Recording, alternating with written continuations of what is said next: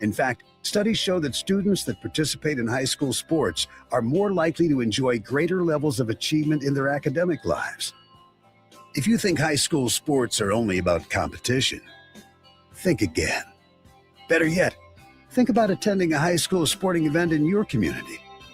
You'll be amazed by what you see. High school sports, a winning part of a complete education. This message presented by the Wisconsin Interscholastic Athletic Association and the Wisconsin Athletic Directors Association.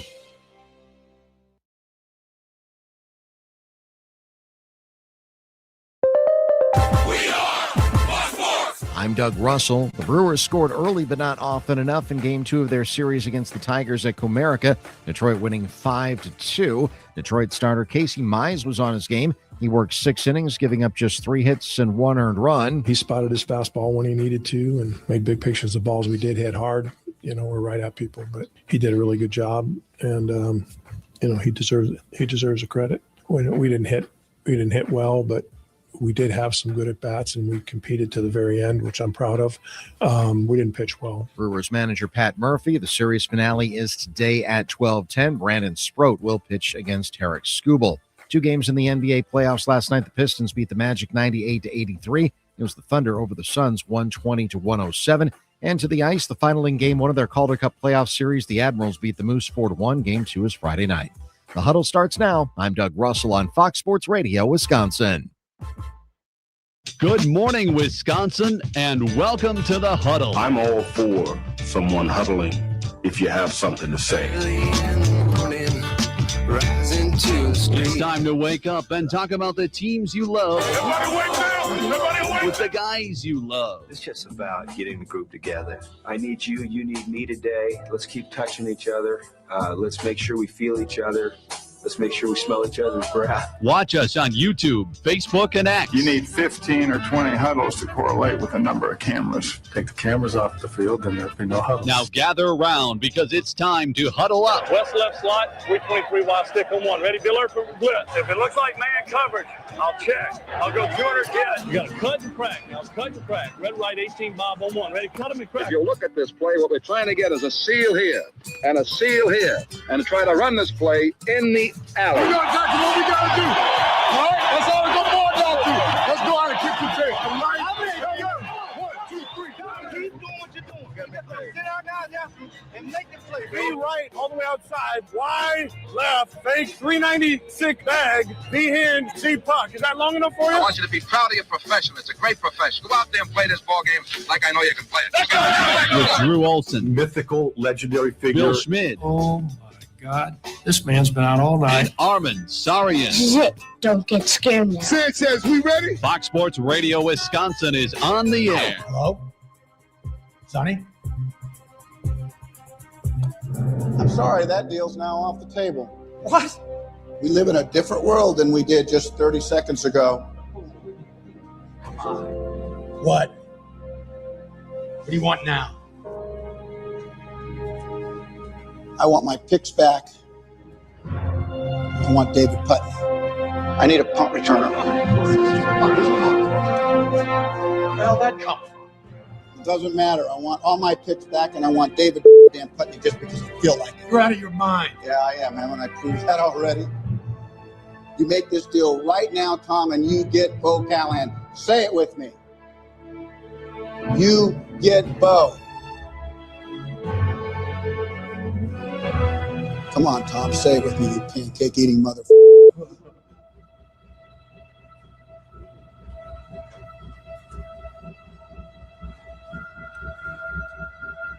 All right, shit. Deal. Damn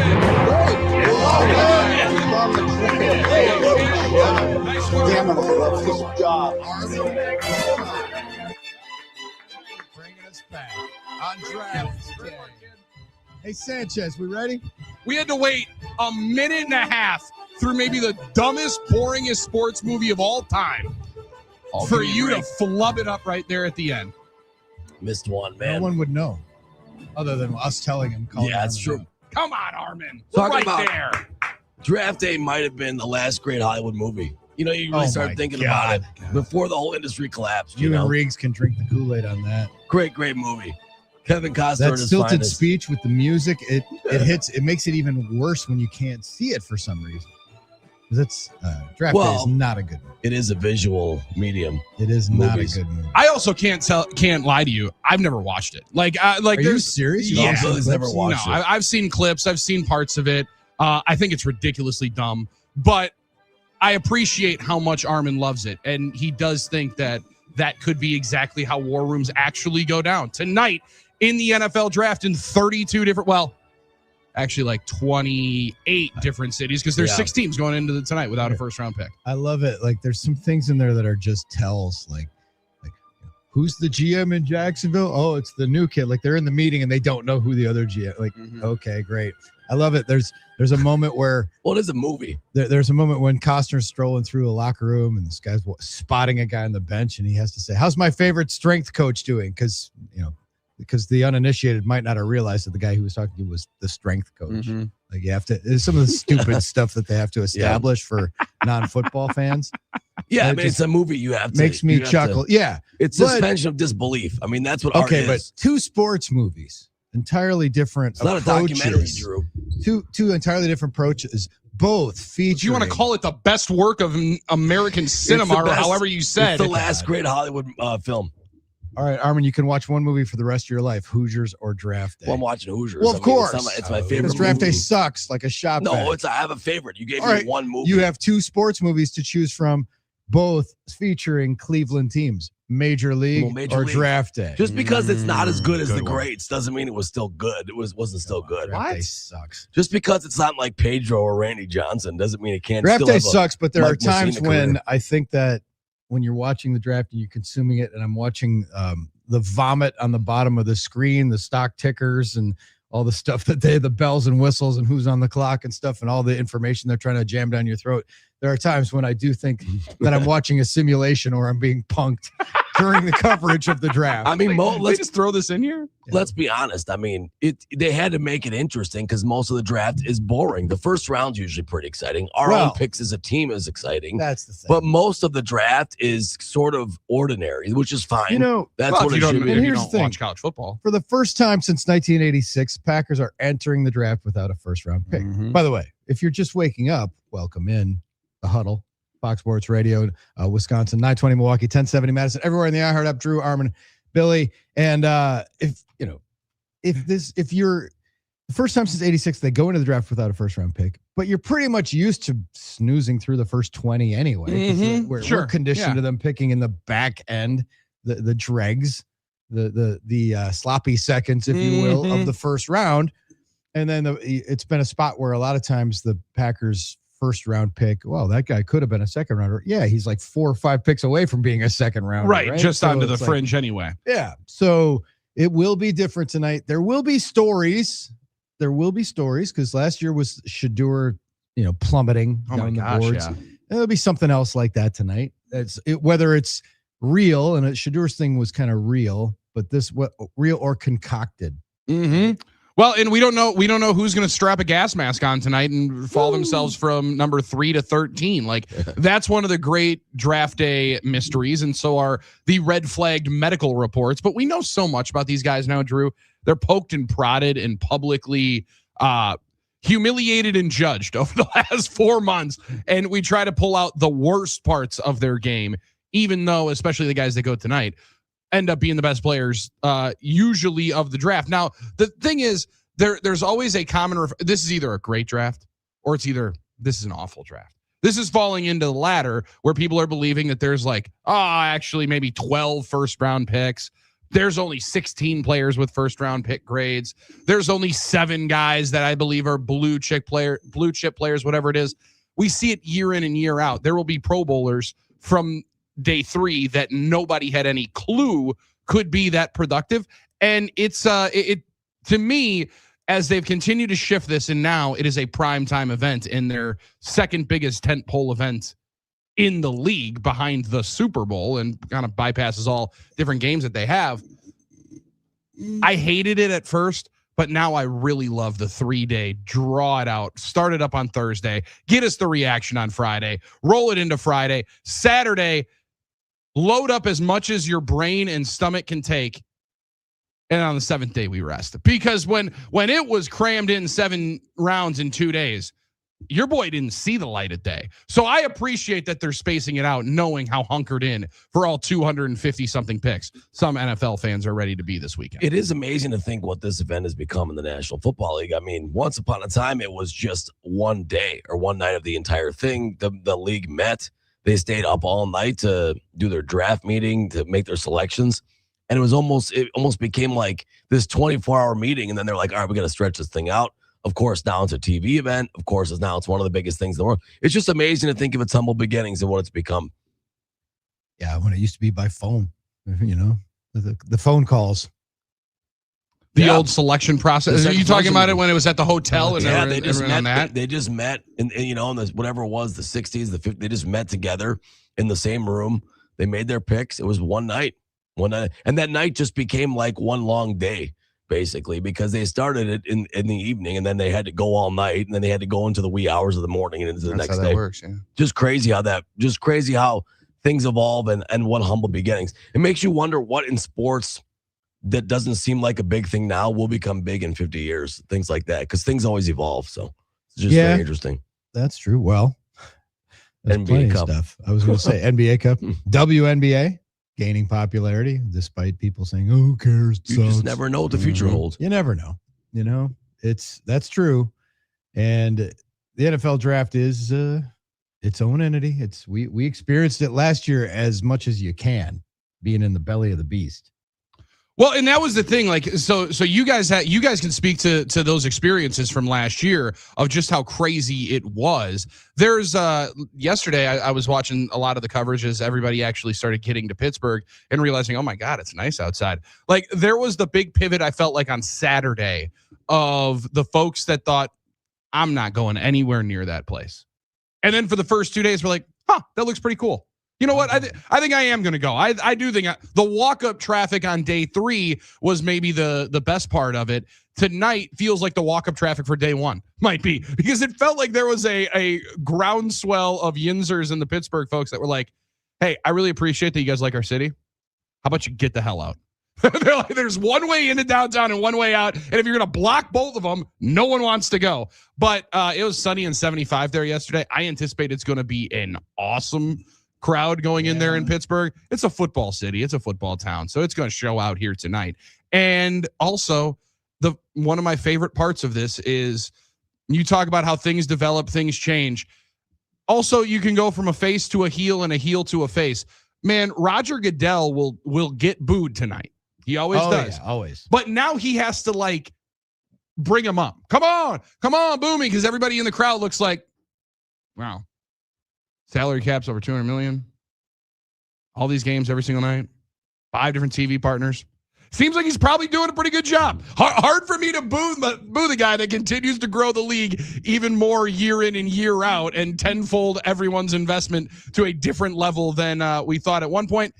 And there was about 5 years ago where people said Adam Silver was unanimously the best commissioner in all of sports. And there's a lot of people that say he's the worst in all of sports right now. So it'll turn around, and I'm excited to see Goodell later on tonight. Yeah, absolutely. And well, listen, they're going to get great weather in Pittsburgh. It is a football town, like you said. I saw that they're painting over the graffiti. I don't know if you guys saw that. They're painting and cleaning up the city. So congrats to them. I don't know why they needed a draft to clean, but it is nice that they're doing that, I guess. So hey, why not? That's pretty good stuff. So I'm interested tonight. I'll be looking for the storylines. You're a passive observer until the Packers are until the second round starts to roll around, right? You're just like, oh, interesting. And you're looking for those kind of shockers. Like there are some, usually like mock drafts are made to be mocked, right? And we talk about the folly of somebody with a perfect first round draft card. That's, like trying to thread the needle and have a perfect bracket. Right. It's impossible. You just don't know what's going to happen. But I will be dialed in, and my interest will be piqued towards the back end of the draft, as it has been, as we've been conditioned by the Packers, because they usually pick after the 20s. I'll be dialed in because I want to see what happens at number 20 with Dallas holding the pick that they got from the Packers for Micah Parsons. If they take with it, yep. If they do execute it, which they might deal it and they might package it up. But I'll be looking for that pick. Will interest me. And then 21 is when the Stillers are on the clock, and that'll be the loudest pop of the night in the crowd. Obviously. Oh yeah, 100%. That'll be huge. And my question is, if you're the Steelers, and are you slow playing this? There've been some wafts of smoke out of the chimney about Aaron Rodgers, but I was saying like, okay, so it's Pittsburgh. Who's making the pick? Lynn Swann, Terry Bradshaw, somebody from the Steel Curtain like that, or have Aaron Rodgers walk out and say, "Hey, Pittsburgh, I'm coming back, and here's my newest teammate with the 21st selection." Yeah, the Pittsburgh Steelers select. Boom. See, and I think the old quarterback would like to do that. I think he would want to do it in a spot where he knows that it would be a unanimous cheer. And it doesn't seem like, from what I'm reading and from what I'm gathering from the Steelers fans, Drew, that they would be popping for Aaron Rodgers at this moment. I think they'd be excited that they wouldn't be starting Will Howard or Ty Simpson or Garrett Nussmeier or whoever else they go and grab coming up this week. But yeah, there doesn't seem to be a whole lot of love for Aaron Rodgers. Just saying that game going on right now. It would be awesome. It would be hilarious for the theater.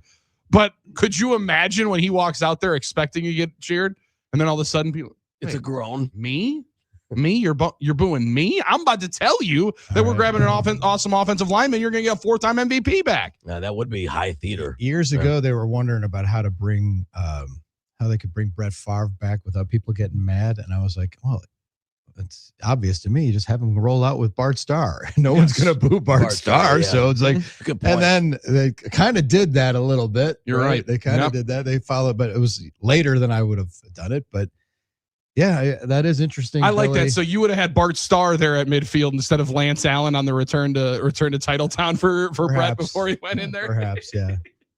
But just their whole thing about doing it at a game, and they ended up doing that Halloween night, the jersey retirement, all that stuff, right? Yeah, while we all sat there and soaked trying to be able to see any bit of it, and barely could find any of it. Tough night, tough loss.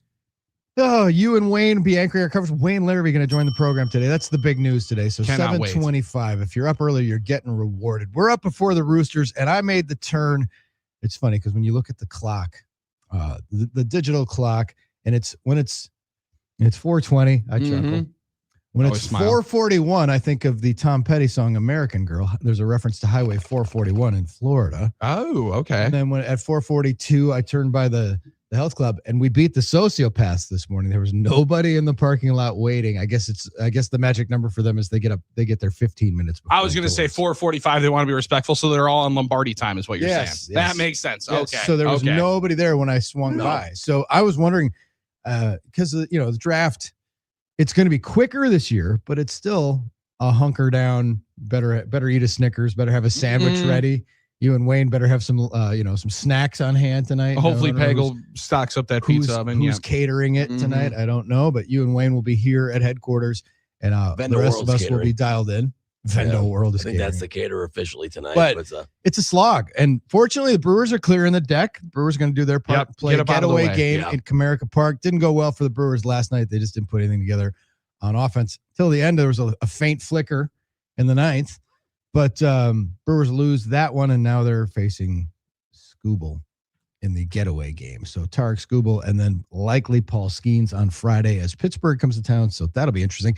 Nice of the, not like they had a choice, but the Pirates had to be out of town this weekend. Yeah, no kidding. They had to send themselves around. I think they went down to Texas first. I saw McCalvey had it that the Brewers are just going to be like the second team to face back-to-back the two reigning Cy Youngs in back-to-back games.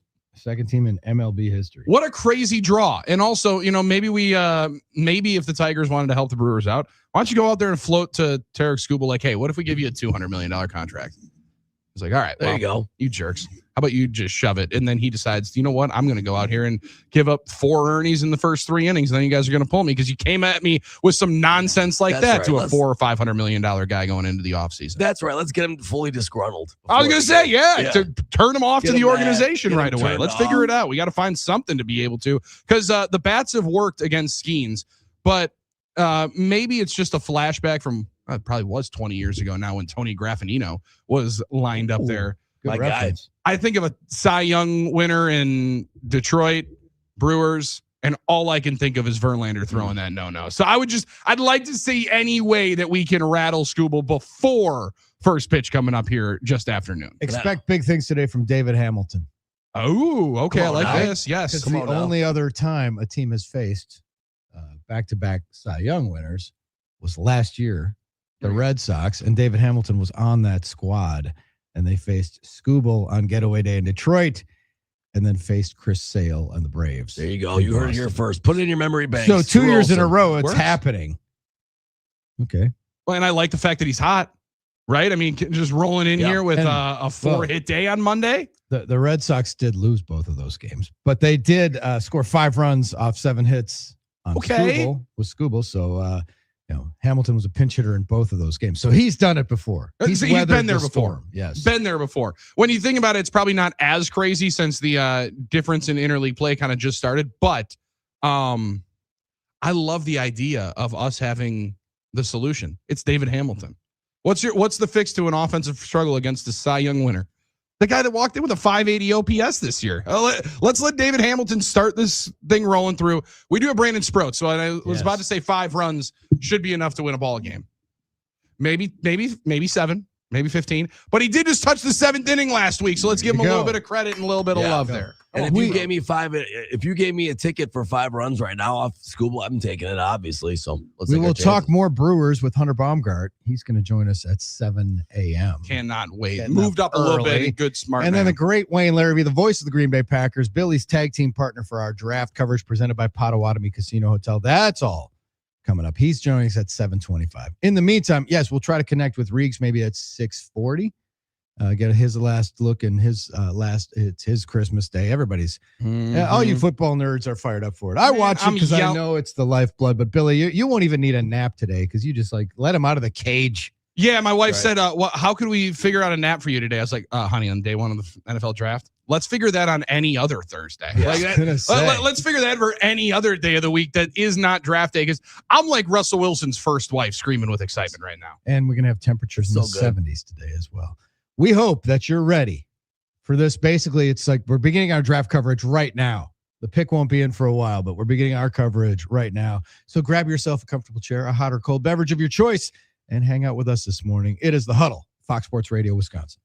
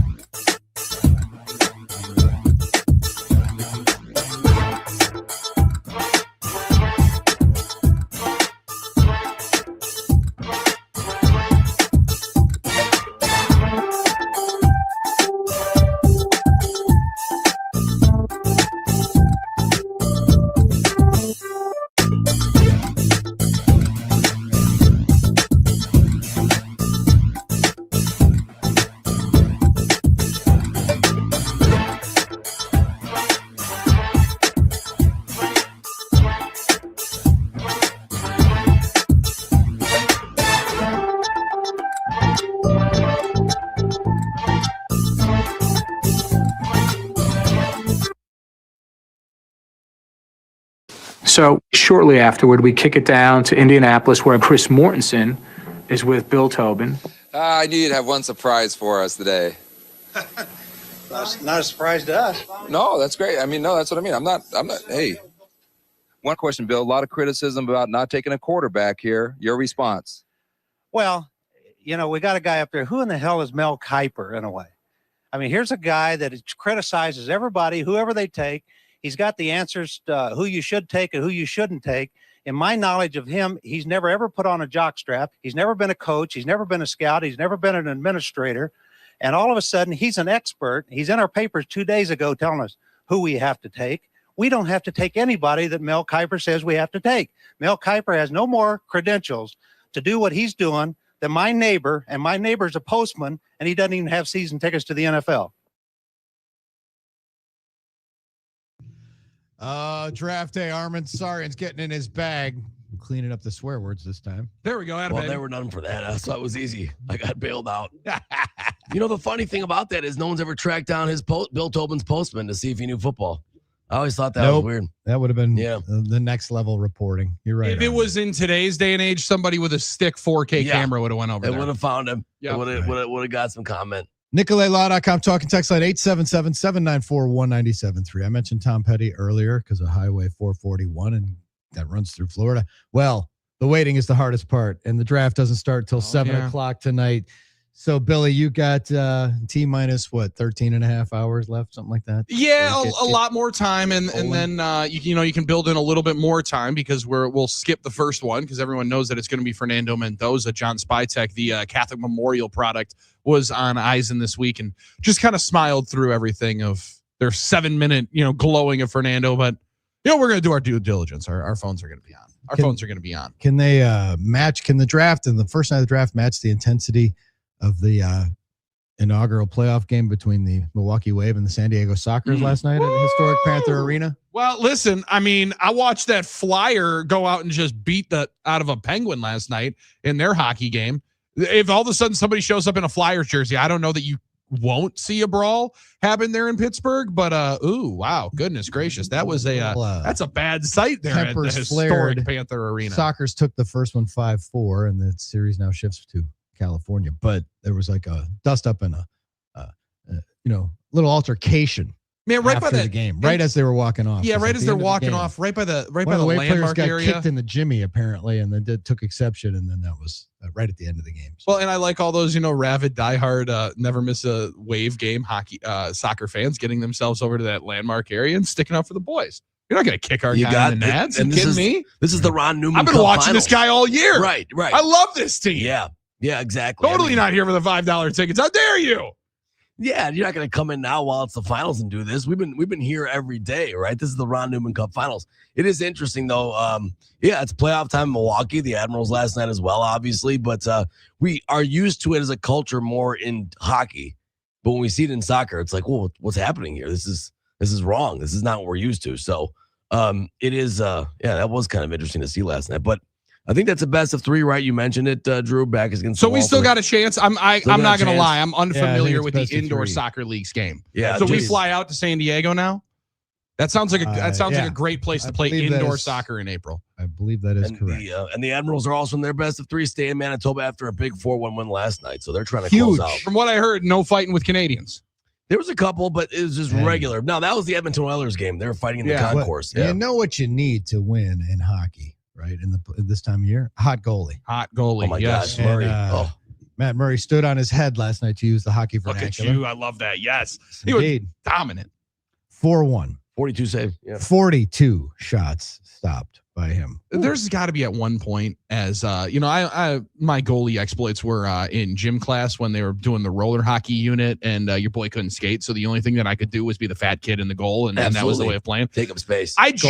At some point, I looked around and said, "Fellas, how many more shots do I have to stop? Right? Like, how many more do I got to stop for us to be able to win this game?" I wonder if Murray at any point goes, "Hey, fellas, no need to say it.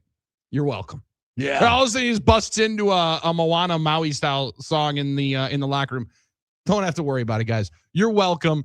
I'm just an ordinary goalie, but maybe let me save like 31 for us to win 4-1 coming up on Friday night and then move back here and get some home games in Milwaukee. One more win away from getting back. Come on. Yeah, exactly. Now that you're right, Billy, because that's a performance you love. You need, it's a winning performance, but it's one you wouldn't want to have because you don't want to get outshot 42-24 generally. So hopefully they don't have to do that again and win a game. But like whatever it takes this time of the year, right? Playoffs. Winning that opener on the road is key, baby. You were talking about it with Woj yesterday. You were spot on, Drew. Like the biggest, most important thing in these short series, you put every bit of pressure right there on that home team. Yep. They'll be squeezing the sticks on Friday night in Manitoba. Let's go get those moose. Let's go moose hunting so the Admirals prevail in their opener. Man, moose hunting would have to be a devilish chore. I mean, like those things are so large. You don't necessarily realize it until one is laying in front of you on a road up in Alaska. Those are serious animals. That's why the Admiral goes up there and takes care of it. Because otherwise, I don't know that I'm advertising anybody to go moose hunting. Otherwise, we trained professionals to help out there from Milwaukee. 877-794-1973, NicoletLaw.com, talking text on what are you watching in tonight's first round of the NFL draft? I'm interested in the staging. What does it look like? It's not going to look as cool as it did in Lambeau, but I'm sure it'll be all right. Yeah, I think it'll look okay. It's kind of weird as the backdrop is in front of the stadium, right? Where at Lambeau, the stadium was the landlocked area for the fans to go back towards. So I'm interested to see how it plays out there tonight. But most importantly, it's going to be beautiful. And if there's any Eastern city, Drew, that I think is somewhat similar to Wisconsin. Oh, yeah. Pittsburgh's the closest one to it. Yep. So Pittsburgh's going to have some fun tonight. And if I was a IC Light salesman tonight, you got to be looking at a pretty fruitful evening. Got to get them Arns. You got to think that you're going to be selling a bunch of Arns tonight. Yeah, almost 80 degrees, I think, in Pittsburgh. So it should be beautiful. It's going to be epic. Remember last year, that was what we were so worried. There we go. Sorry, guys. Sanchez, we ready? Worried about the weather last year. We were for months and months just worried about the weather, and we ended up getting great weather. So it looks like they're going to have it also in Pittsburgh as well. It's going to be a fantastic. But I'll be watching that. And then what do they glom onto? What are the early storylines? Because the Mendoza thing, when was the last time we had like a question on the first pick, right? Usually the first pick is the one that, there's a consensus. And when's the last time you were shocked by a first pick in the draft? The one that I think of now, outside of draft day, Kevin Costner. I was going to say when Bo Callahan still with all his friends that didn't go to his party or whatever it was. The one that still sticks in my mind as the craziest one is Mario Williams going number 1 over Reggie Bush. However, Drew, like that doesn't play because that was on the Saturday, Sunday, and he signed the contract on Friday night. So I remember when that ticker came across that he had signed with the Houston Texans before the draft. I'm like, wait a second. How can that be? We're taking Mario Williams over Reggie Bush, the human cheat code over here. But to the point, there hasn't really been much of a question, whether it was Burrow, Lawrence, obviously Caleb Williams a number of years ago. To keep some smoke, like there's a chance, and then like it's up, but it's always used. You're 85% sure of what's going to happen. Yeah, tonight we're 100% sure Mendoza's going to the Raiders. Was Trevon Walker a shoe-in too? I'm just trying to remember when he went in 22. I think, like, was that a shoe-in number 1? Maybe that was the closest because it wasn't a quarterback. That'd be the only thing I think. Probably would be the somewhat closest to because Hutchinson was the more developed product, but Walker at some point, I want to say within the last 2 weeks before the draft, really shot up as Trent Baalke kind of stepped in it and said that was potentially who they were going to take. That's the other part here. That's the only team that can give a lead and a tell as to who they're going to take. Maybe it will be the Jets at 2. Betting markets would say it's a little bit contrary to what a lot of the mockers are saying right now, but you don't necessarily know because you still have to figure out how it plays out in front of you. That's one of the best questions for Brian Gutekunst that he answered a couple of days ago. Drew was like, you can't even forecast who's going to be in that spot. You can have a general assumption, but you start locking in to 2 or 3 guys, you're going to be in a very, very difficult spot if those 3 are off that board by the time you come up. Then. Yep. And then he was asked, like, what are you doing Thursday night? Which was a great question. Bill Huber asked him at the presser. It's like, what are you doing? He laughed. He's like, well, I think we're just going to do our normal process. But I don't know. Do they have to suit up? Are they going to be on camera at all? Because it's like, what are we showing the Packers war room for? Well, that's a great question. I wouldn't think so. But you have to be ready in case they do trade up. If on the off chance that something happened where they did trade up into the first round, which I think it's more likely the Packers would trade down and get more picks, given the way this talent is dispersed in what people are calling a weak draft. Yeah, in the fact that they only have 7 picks, right? Like that's one that Goody is always going to be trying to grab more of. I think the other part is, I would say no. Then I also did watch them put the Rams up there year in and year out every single day, even though they didn't have any picks until like the 4th or 5th round, because they were trading them all away. And they were just going to Malibu. They're like, hey, how about we don't go to the office today, guys? I got this sweet Airbnb right on the water. We're all going to hang out. Bring your wives, bring your kids. We only got work for like an hour and a half. So they can all go and play in the pool while we have to make our 2 picks. I thought they'd go to Sturgeon Bay. I thought Sister Bay, go up to Door County for a night, hang out, see some water hitting the rocks. That sounds like a great time to be able to spend your Thursday night. I feel like you need somebody on duty there just in case a phone needs to be answered or some official business needs to be done, though. That's what it seems like. But yeah, I'm not really sure. Maybe we'll just I don't think that you can only call the landlines though. I do think their cell phones would work up there as well. Well, maybe we'll get a shot of the room being empty. Like the lights are on, but the room's empty, or like when Belichick's dog was sitting at the computer during COVID, maybe something like that. Like that would be pretty good. But it seems like they're just going to go. They're excited to go get together and hang out and watch the draft like a bunch of just dudes would, like a bunch of buddies. Somebody should ask Goody though. What's the spread like? What are we catering in? It's a good question. That's the thing. They're gonna. What do you guys prefer? And if you're the GM, do you get like, all right, we're having it's a Chinese buffet on, or it's taco bar on Thursday, and then like pizza on Friday, and then like but them. They're probably a lot of vegetables. I was gonna say but you know what? You're probably in if you're gonna go with the Chinese buffet. They got to do something. Night one would be the day to go to the Chinese buffet because you give yourself a easy out if in case something goes haywire. They got to do something though, like. It can't just be deli sandwiches, right? They're just gonna sit there. They'll get something better than that. I think tonight's the night. You're probably. I don't know. I mean, better than that. What's better than a Cousin Subs party platter sitting in front of you? I love Cousins, but I'm just saying. I think they can use. This is the night where they can get something that you need utensils and a plate for. Like they don't need. Yeah, you could have an Al Michaels steak in the middle of the first round tonight. They'll have time. They'll have desk space. So here's the other question though, because they could hold the draft in International Falls, Minnesota, and Billy be excited about it and want to go. Other than Green Bay, if there was a venue where you could go attend a draft, like you mentioned, Armen was at 22. That was at Vegas. The Bellagio, yeah. That was the year. Okay, so where would you want to go see a draft? Not in Green Bay, not in Lambeau. So my initial take would be Vegas. However, the bad part is I would be working. Yes. And I don't know how much better that would be if I'm working looking at Las Vegas than Nashville looked like it was a party. That would be a great time. Also because the off time, then you'd be able to go and make fun of the bachelorette parties that were saying, who are all these people here? Yeah, exactly. Who are all these people here? The Pedal Taverns. I'd struggle to say no to Miami though. Oh, there you go. Right, I mean, in today in this kind of heat, that feels like a great time to be. Next year's on the National Mall, and it'd be like, oh man, that's going to make for some majestic things. But then the UFC's jumping the route by going to the White House this summer. So. Yeah, they jumped on that one really quick. Jumped the route, but just think of like the monuments in the background next year in DC. That's going to be quite. I don't know how you can top the visuals of that. Well, that's going to be one of the more historic ones, and that. Finally moving that team back into the DC area is going to be one of the best parts of that celebration because since you know that they're going to be able to get the new stadium. Because I also wonder the places that think that they want it and then they're like, you know what, maybe we'll hold off for a Super Bowl. Maybe we'll hold off for a Super Bowl. I don't know that it'll ever go to Arizona because they're in the Super Bowl rotation. Yeah, exactly. Damn, and New Orleans would be pretty fun, but that's in the Super Bowl rotation as well. So I don't think they're going for this. They're probably not in the mix. No, they're not in the mix. New Orleans is nice because you can walk everywhere, right? That's what we experienced going down there for the Super Bowl. But maybe going through, maybe throwing it back. I could go to the cappuccino capital of the world. Seattle. Yeah, I think that would work. That one. I don't know. Because you can't get enough visuals of them throwing fish. It's just not that. Yeah, that's what. Yeah, those long flight. 877-794-1973. We're just waiting for the first pick. We're waiting for the chimes to start sounding.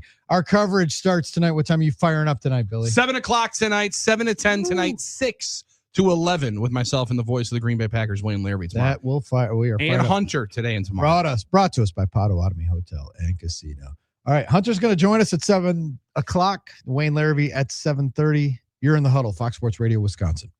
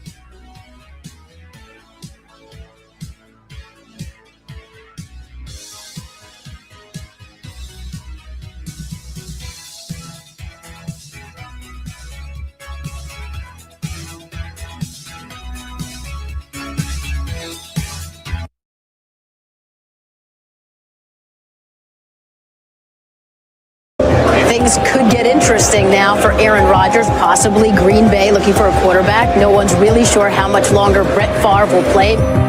About 3 or 4 days before the draft, I was convinced that the best thing to do if he got to us was pick Aaron Rodgers.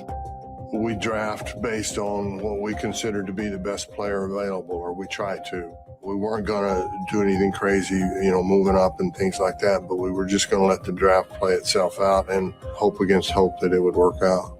I told him at the time when I made the call and then told him we were going to pick him that I thought maybe some divine intervention had played a part. With the 24th selection in the 2005 NFL Draft, the Green Bay Packers select Aaron Rodgers, quarterback from California. Great draft memories of bad haircuts. Welcome into the Huddle, Fox Sports Radio, Wisconsin, 920 Milwaukee, 1070 Madison. Drew, Billy, and Armen hanging out with you on the evening of the start of the NFL Draft. Day one of the NFL Draft. The first round will be held tonight, beginning at 7 o'clock in Pittsburgh. Packers with no pick. We are just going to be pressed up with outside the glass with our noses up against the glass there, looking in. Full Squidward meme. Okay. Y'all having a good party in there? Mm-hmm. Looks like a lot of fun. Looks like a great time. We'll join you tomorrow. Do you think that as we, you mentioned the 21st pick of the draft tonight will be for the Pittsburgh Steelers, and we had mocked and kind of joked about it last year. Was there a little edict from Mark Murphy to Brian Gutekunst of, hey, I understand whatever value there is, you ain't trading this damn pick, right? Do you think the Roonies may or may not have had a conversation with Omar Khan of like, hey, I understand you might want to do some moving and shaking. How about tonight? No. How about next year? A gentleman's agreement that if you're hosting the draft, you can't trade out of the first round. You cannot. And frankly, I don't know that you can even trade back because you can't give an 8-minute blue situation to the folks that are there getting ready to celebrate their favorite team. No, that's true.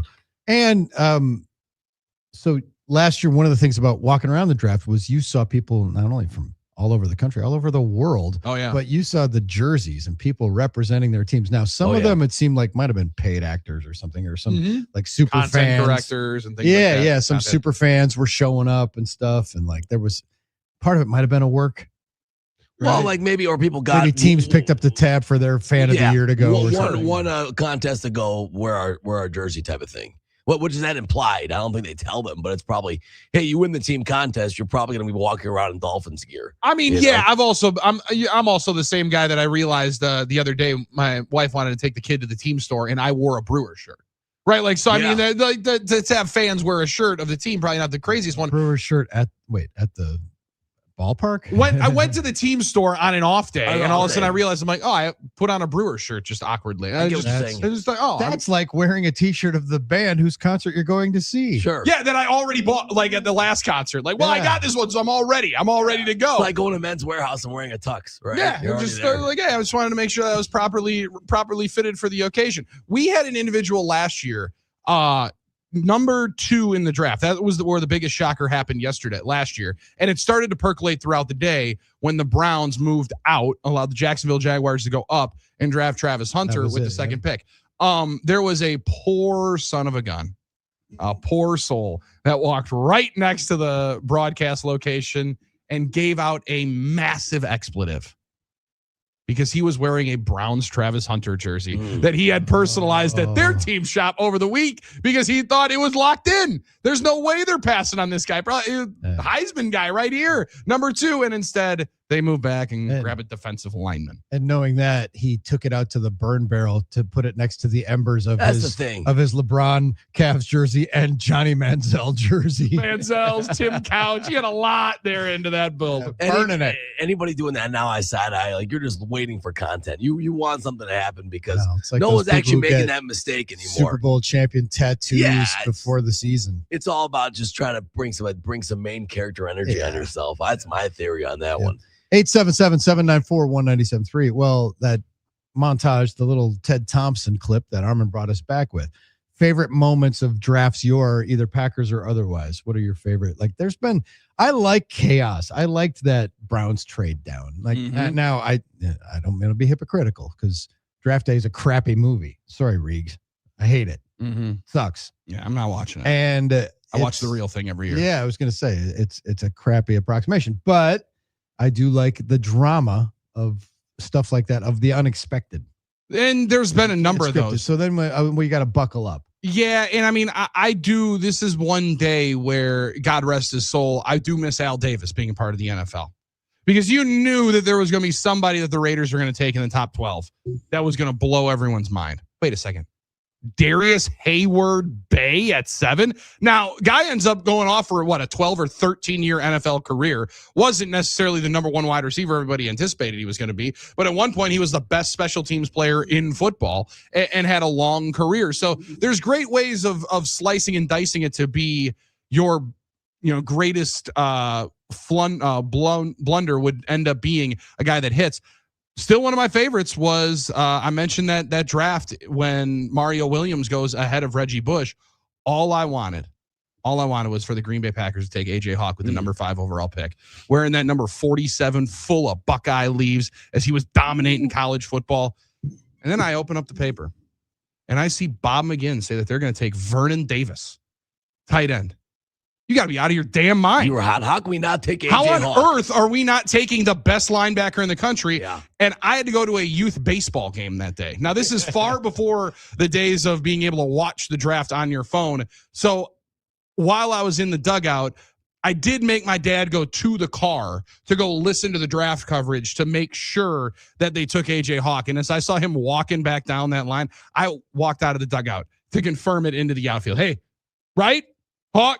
Just gave it a little thumbs up. I gave a big old fist pump right out of the gate. So I got a lot of those good nerdy moments. Back in the day. That was in the time, Drew, where my mom would be vacuuming up the floor in the living room. And I'm like, Mom, it's round 5 and they're up in 7 picks. Could we maybe do this later? Like, this is an important time for us to figure out who is going to be the 178th pick in the NFL draft. Right. I think we can vacuum after this is all done.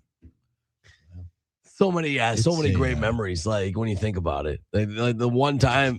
Well, I'll just say this: when the Packers took Derek Sherrod, because we're picking last, we were Super Bowl champions. That was my favorite memory. Even though the pick wasn't good, it meant we just signified we were the champs. I love that little reminder. Right. So many good ones though. We can keep them rolling in. Yep. Our buddy Leroy Butler just celebrated the anniversary because yesterday was his day. It was the anniversary of his selection in 1990. He's got his documentary coming out from the projects, the Pro Football Hall of Fame. Oh, I can't wait for that. So if he was drafted in 1990, how many years ago was that? Would that be 36 years ago? Oh, look at you leaping in with that one. To leap 36. You're in the Huddle, Fox Sports Radio, Wisconsin.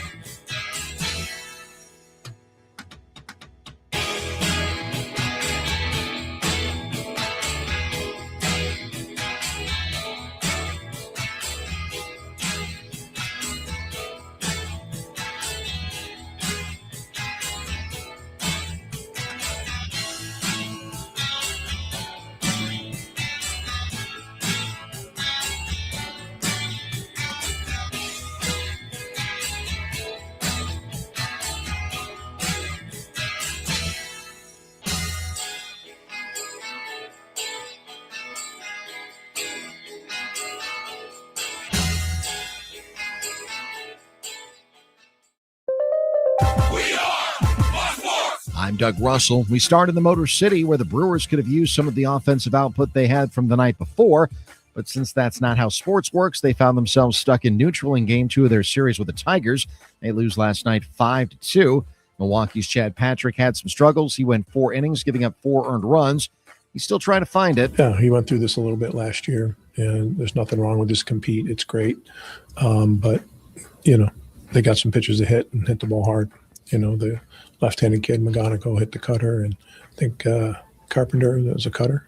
Yeah, he's got to get the lefties out. Brewers manager Pat Murphy. The series finale is today at 12:10. Brandon Sproat will pitch against Tarek Skubal. Last night in Queens, the Mets finally won a game. They snapped their 12-game losing streak.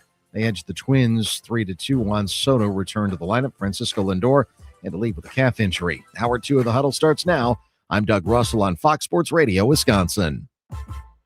Good morning, Wisconsin, and welcome to the Huddle. I'm all for someone huddling if you have something to say. It's time to wake up and talk about the teams you love. Everybody wake up! Everybody wake with the guys you love. It's just about getting the group together. I need you, you need me today. Let's keep touching each other. Let's make sure we feel each other. Let's make sure we smell each other's breath. Watch us on YouTube, Facebook, and X. You need 15 or 20 huddles to correlate with the number of cameras. Take the cameras off the field, then there'll be no huddles. Now gather around because it's time to huddle up. West left slot, 323 wide stick on 1. Ready, Biller for blitz. If it looks like man coverage, I'll check. I'll go 200 get. You got to cut and crack. Now cut and crack. Red right 18 bob on 1. Ready, cut him and crack. If you look at this play, what we're trying to get is a seal here and a seal here and try to run this play in the alley. We got what we got to do. All right? That's all the good boy got to do. Let's go out and kick some tape. All right? Hey, yo. 1, 2, 3. Keep doing what you're doing. Get those sit out guys after you and make the play. Be right, all the way outside. Wide, left, fake, 396 bag, D hand, C puck. Is that long enough for you? I want you to be proud of your profession. It's a great profession. Go out there and play this ball game like I know you can play it. With Drew Olson, mythical, legendary figure. Bill Schmid. Oh, my God. This man's been out all night. And Armen Sarian. This is it. Don't get scared now. Sanchez, we ready? Fox Sports Radio Wisconsin is on the air. Rolling through a Thursday, not just any Thursday, draft day in the good land. It's the Huddle, Fox Sports Radio, Wisconsin, 920 Milwaukee, 1070 Madison, everywhere on the iHeart app. And of course, YouTube, Facebook, and X for those of you out there who want to stream us and see our we apologize for that. We apologize for that. And also shout out to our friend, I look good, man. Speak for yourself. You know what I mean? I get better looking every day. Can't wait till tomorrow. Hey, we had a compliment on Billy's glasses already from Eddie. I don't know that was exactly a compliment. Yeah, you might be right. Yeah, I don't think it was exactly a compliment. We had a comment. Yeah. Well, all right. Keep the cards and letters coming. Billy is geeked because today is draft day. It's for draft nerds. It is Christmas morning. Wait. And lo and behold, there are a few people who are as excited about the draft as Billy is locally. There's Wayne Larrivee, who's going to join you tonight. Yes, sir. Yes, sir. Your Fox Sports Radio Wisconsin on 920, 1070. And then tomorrow's show will be on 1070 and on the YouTube streams and on the streaming services. Big second screen night. Yes, indeed. But one of the people who's absolutely jacked today is our buddy Rob Rieger from Cheesehead TV's Draft Guide, Locked On Packers, and just an NFL Draft Rigs. It is his Christmas. Merry Christmas, Riggs. Welcome. Thanks for getting up early. Hi, baby. Man, it is crazy. It's kind of funny listening to you guys because tales of drafts past is a big deal for me. So for me, Billy, it was 2013. Watching the draft at home. Packers had just lost Greg Jennings via free agency, and they're looking for a replacement for him. And there's a young DeAndre Hopkins, wide receiver from Clemson, lurking out there. And the Packers went up and they picked Dayton Jones, which led to me taking a controller. And I was a pitcher in college, by the way. Shout out to UWO. And I whipped my controller as hard as I could at my television and shattered the entire thing. The 2013 draft, I lost the television due to the Packers drafting because I wanted DeAndre Hopkins so bad. And they picked Dayton Jones. So I got passion. Riggs, I got to ask you, you have been vociferous and vocal about the drafts you haven't liked what the Packers have done, which is totally fair. I mean, you've had other opinions, and a lot of times they're proven to be. Have there been times when you remember saying, you know what, this is exactly what I think the Packers should have done, and they have done it, where you've actually been happy about their outcome anywhere in the draft, early, late, mid? There's been twice, Armen. That's a great question. So the 2014 draft, I was a big fan of HaHa Clinton Dix, actually one of the two jerseys that I owned. And Eddie Lacy is the other one, or the two jerseys that I own in my house. And then the next pick after that was Devontae Adams. And 2019 was a great draft. I thought that Brian Gutekunst's career started out really, really hot. He had his first draft where he ended up with Jair Alexander. He ended up with that first-round pick, an extra first-round pick with his maneuvering. 2019, his first three picks were Sean Gary, and then Savage was a multi-year starter for the team, so he wasn't like a total bust. And then they went Elton Jenkins the next pick. So I mean, there were several drafts. I mean, if you go way back, even the Dayton Jones draft wasn't a bad draft overall. I mean, they drafted David Bakhtiari, Eddie Lacy, and Micah Hyde in that same draft. So there's been several drafts that I've really liked. It's just been kind of recently that have been I haven't been a real big fan of it. But the funny thing I was thinking about, guys, is just really quick, is that now this year with the location of the draft, because I think all of us, or most of us, attended that draft last year, so I didn't get to see the television version of the draft. So the entire time that Mel Kiper Jr. was having his conniption fit after about pick 5, that teams were not drafting Shedeur Sanders until he got finally picked at 144. I didn't see any of that until way after the fact. I saw like the highlights of it, but at the time, I think that would be hilarious to have been actually watching TV when that was going down. It's one of my favorite things to do after the draft show, Reegs, is exactly that. I go in and try to find all the online sizzle reel things that I missed throughout it. It was the Mentalist on the McAfee one a couple of years ago. That guy always fires me up. But like the Jordan Morgan pick a couple of years ago came out of left field. But then after the draft, we're hearing Bill Belichick talk as glowingly as he did about him. Now, maybe that wasn't great because his draft exploits late in his career weren't all that sound. But to be able to hear where the conversation was while you're somewhat suspended from it is a great thing to be able to see. Where do you see it kind of starting tonight? Is it at 2 with Bailey and Reese? Because it's felt like for the majority of the time people just put Arvell Reese in there. But then you watch the tape and you watch David Bailey dominate whoever was in front of him, and hard to not think the Jets go there, even though it does seem like a little bit of a split decision right now. Billy, it's the hardest thing that I do is try to predict what's in the head of other people, and I'm not a Reegs the Mentalist at all. It doesn't apply to me. I don't know how to read other people's minds like that, but it's a great point. I think that both players are great players, so I don't think of that necessarily as drama. Whether you take Bailey or Reese, I think you're getting a great player either way. So, I'm kind of leaning toward Bailey right now. I think that he's a little bit more of a finished product, whereas Reese is a little bit more development and upside type of thing.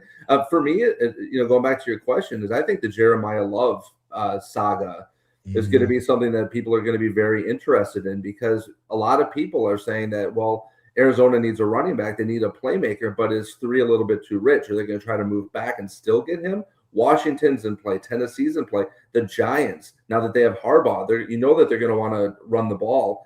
Are they in play at number 5? So you're looking at probably from about 3, 4, 5, 7.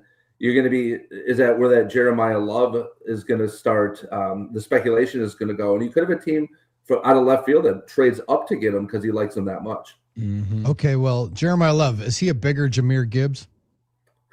I love them both, man. Gibbs to me is a little bit shiftier, but Love's a little bigger. He can get between the tackles. So, I don't think it can go wrong, but there's kind of an interesting thing going on with that, is that with him specifically, is that the day he gets drafted top 5, he becomes the 7th highest paid running back in the league. That is interesting because guys aren't getting drafted that high. They aren't getting that high. So then he's the only first round labeled running back. When's the next running back come off the board? And why is it at 52? Mike Washington, and I know, Billy, you love Jadarian Price, and so do I. I think Jadarian Price would be a great player, but do we really want to do that for our backup running back this year? That's the risk. Yeah. That's what I mean. I love both players. I think that would be a Packers move, though. I was going to say very much would be a Packers You move. got Also, Josh Jacobs, so why would you use your 52nd pick on a running back? Because we're the Packers. And he's going to get cut at the end of the year for cap reasons. Well, yeah, unless you believe, right? Like you're right, Billy. Unless you believe he's going to grow into a starter. I mean, I'm sure Marshawn Lloyd, the Packers didn't think he was not going to play, but they had big dreams for him, drafting him. Well, I say fairly early. Well, third round's pretty. Third out fairly early, but I think we're changing our general opinion on drafting running backs earlier than we have like 5-10 years ago, where it was just like, all right, nobody ever put any value in running backs anymore. But then I asked, like, how does Ashton Genty affect that? I mean, an ordinary rookie year, and everyone thought he's going to be super special. We also go back to A.J. Dillon. A.J. Dillon was the second round pick. That's another one. So, he was kind of coming as an heir apparent to Aaron Jones. So you don't know what's going to happen to Marshawn Lloyd as well. So, I mean, I think that they view it as a premium position. I just don't know how. I just think that we have other needs. That's the biggest thing for me. All right, we're talking to Rob Rieger, our draft go-to guy. He's been breaking it down for me on the radio for like 10 years now. I think this is the 10th anniversary. Yep. Shout out. So, all right, and looking at Goody's drafts again, is it too simplistic for me to think that his best drafts are when he has double-digit picks? Because you get more shots. You give me more attempts from behind the arc, I'm going to make more shots, right? But 22, he had 11 picks. Like that draft, the hits were better than misses. Say what you want. Quay Walker, Devontae Wyatt, Christian Watson, Sean Ryan, Romeo Doubs, Zach Tom, Kingsley, and Nagbari. That's a pretty good draft. And then you throw in Rasheed Walker down to the bottom of in the late round. That's starters, contributors across the board. And it seems like his best drafts are when he has multiple, north of 10 picks. I think for him, he's a guy who's willing to kind of take more chances in that case, and guys with maybe the more upside, knowing that he has additional picks. But you could also, take that a step further to the 2023 draft, 1 year after that. And in his first pick, Lucas Van Ness and Luke Musgrave was in the draft. Luckily, they got bailed out by Tucker Kraft, and Jaden Reed a little bit. But other than that, that draft was right after that. He had a bunch of picks. I think he had 12 picks, 2, 4, 6. Yeah, 13 there. 13 picks. So, you're looking at that, and probably out of those guys, Kraft and maybe Reed might get that second contract. Colby Wooden. It's okay, but I think overall you're right. So they might move a lot. They may move back from number 52 to try to pick up some extra picks. You never know. Well, and that seems like Reeg's one is still the spots that you can actually get, right? Because whether it's 15, 18, 20 to 55, 65, it feels like there's going to be a very marginal difference in the player. And a lot of times just comes down to development and opportunity more than anything in those spots. Because it feels like there are about 8 blue chip guys, maybe 7 or 8 blue chip dudes. There's a number of really good players. And then there's going to be, depending on opportunity and role. And the tough part of it is, and I wonder how it's affected your analysis of it and judgments of, man, it's tough understanding and knowing all of these guys and what their intrinsic motivation will be once they get to the NFL, because they got money in their pocket. I was hearing Nick Saban talk about it yesterday with Caden Proctor, who he had his hands on when he was a freshman at Alabama. He's like, not totally a self-starter. He's like, when he's in the building, he's going to be awesome. He's going to be in shape. He's going to be working. But when he's off grounds, it's going to be a little bit different. With these guys having money in their pocket, do you feel like that's affecting the overall caliber of player that's walking into this year's draft? It's created a different kind of player for sure. You don't have as much loyalty. You have a lot of transfers going on. You have guys chasing the money that maybe you didn't have in the past. But I think overall, football is football. These guys are really going after, if we're being honest, that second contract is where they really make the big money. So, I think that the guys that you're looking at the top of the draft, I think they're high character guys. Just because they have a little money might, from an immaturity standpoint, they may do some stupid things. But I think overall that they'll be just fine in that case. But as far as evaluations go, I like this draft. People have labeled it kind of a weak draft, and you're right. It doesn't have the blue chips to it, and it doesn't have that star power. But man, the pick is when I do my mock drafts, I'm looking at 5th, 6th round guys, and I'm thinking, wow, these guys could potentially be starters on the Packers. So I'm excited about this draft. I'm glad that the Packers, have that 52nd pick, because I feel that they can get, like you said, they could get the 4th best corner out of this draft, or the 5th best receiver, which is great at that point. It feels like the floor of the player is up a little bit. Does that make sense? Right? Yeah, like 100%. Like you kind of know what the worst case scenario is going to be, but maybe the upper echelon, kind of like drafting a corner or a secondary player when Saban was coaching him. Right. Most likely he got the most out of them, but now it does feel like there's a lot of question as to where the potential will end up floating with some of these guys. I mean, there's two guys specifically that are talking about third, fourth round. Is you talk about multi-year starters at Georgia and Everett, and you're talking about a multi-year star at Ohio State, national champion Win Davison. So you're looking at two players right there that are potentially going like the third or fourth round players that are multi-year starters at some of the top teams in the country. Most drafts don't have that. By the time you get to the third and fourth round, you're kind of taking flyers on, some athletic guys that aren't accomplished. We're talking about some guys that are very, very accomplished at big schools with a lot of history behind them that might go third, fourth, fifth round. And I'm really excited to see what happens. Well, Dobler said Georgia guy, right? Perfect for Goody. Yeah, exactly. Mm-hmm. But, 2 years on, one thing about the instant analysis and the draft grades the day after and all that stuff, you got to wait, right? But then I hate that. With Goody, though, like sometimes, the wine can go bad, to use an Armen-like analogy, and sometimes it gets better. The 2024 draft, going this time last year, people said, well, it wasn't that great. Jordan Morgan, well. Now Jordan Morgan's going to be anchored at left tackle for a while, right, Billy? And you got Cooper Bullard. This year, yep. Cooper Bullard and Evan Williams out of that. Mm-hmm. That's not bad, right? That's four guys that are going to start for you. Like, pencil them in and like lock them in starters. To me, like that's not a bad draft. Well, and has another opportunity with whatever ends up happening with Tyron Hopper. And like that's another spot where they have so many young players. And looking at it in camp last year, Drew was like similar tough when they win the Super Bowl in dominating fashion, but like going into the year, you could have probably put, especially before the Parsons trade, like Seattle and Green Bay in a very similar group. We think they got a lot of good players. How many of them are going to turn into dominant players? And that weight here in 2024, Hopper's finally going to get a chance, but picking the playoff game would be a nice little way to kickstart that with the amount of opportunity he's going to have now coming up. I agree. And that's one of those guys like that. So the Packers have feasted on, day 2, day 3 guys. Their wheelhouse. And Reeves, luckily that Tucker Kraft third round pick helped them at least a little bit alleviate the third round curse that had happened, because that did feel real going all the way back to like Jay Sternberger in there. Oh yeah, 100%, man. I mean, that was something that was.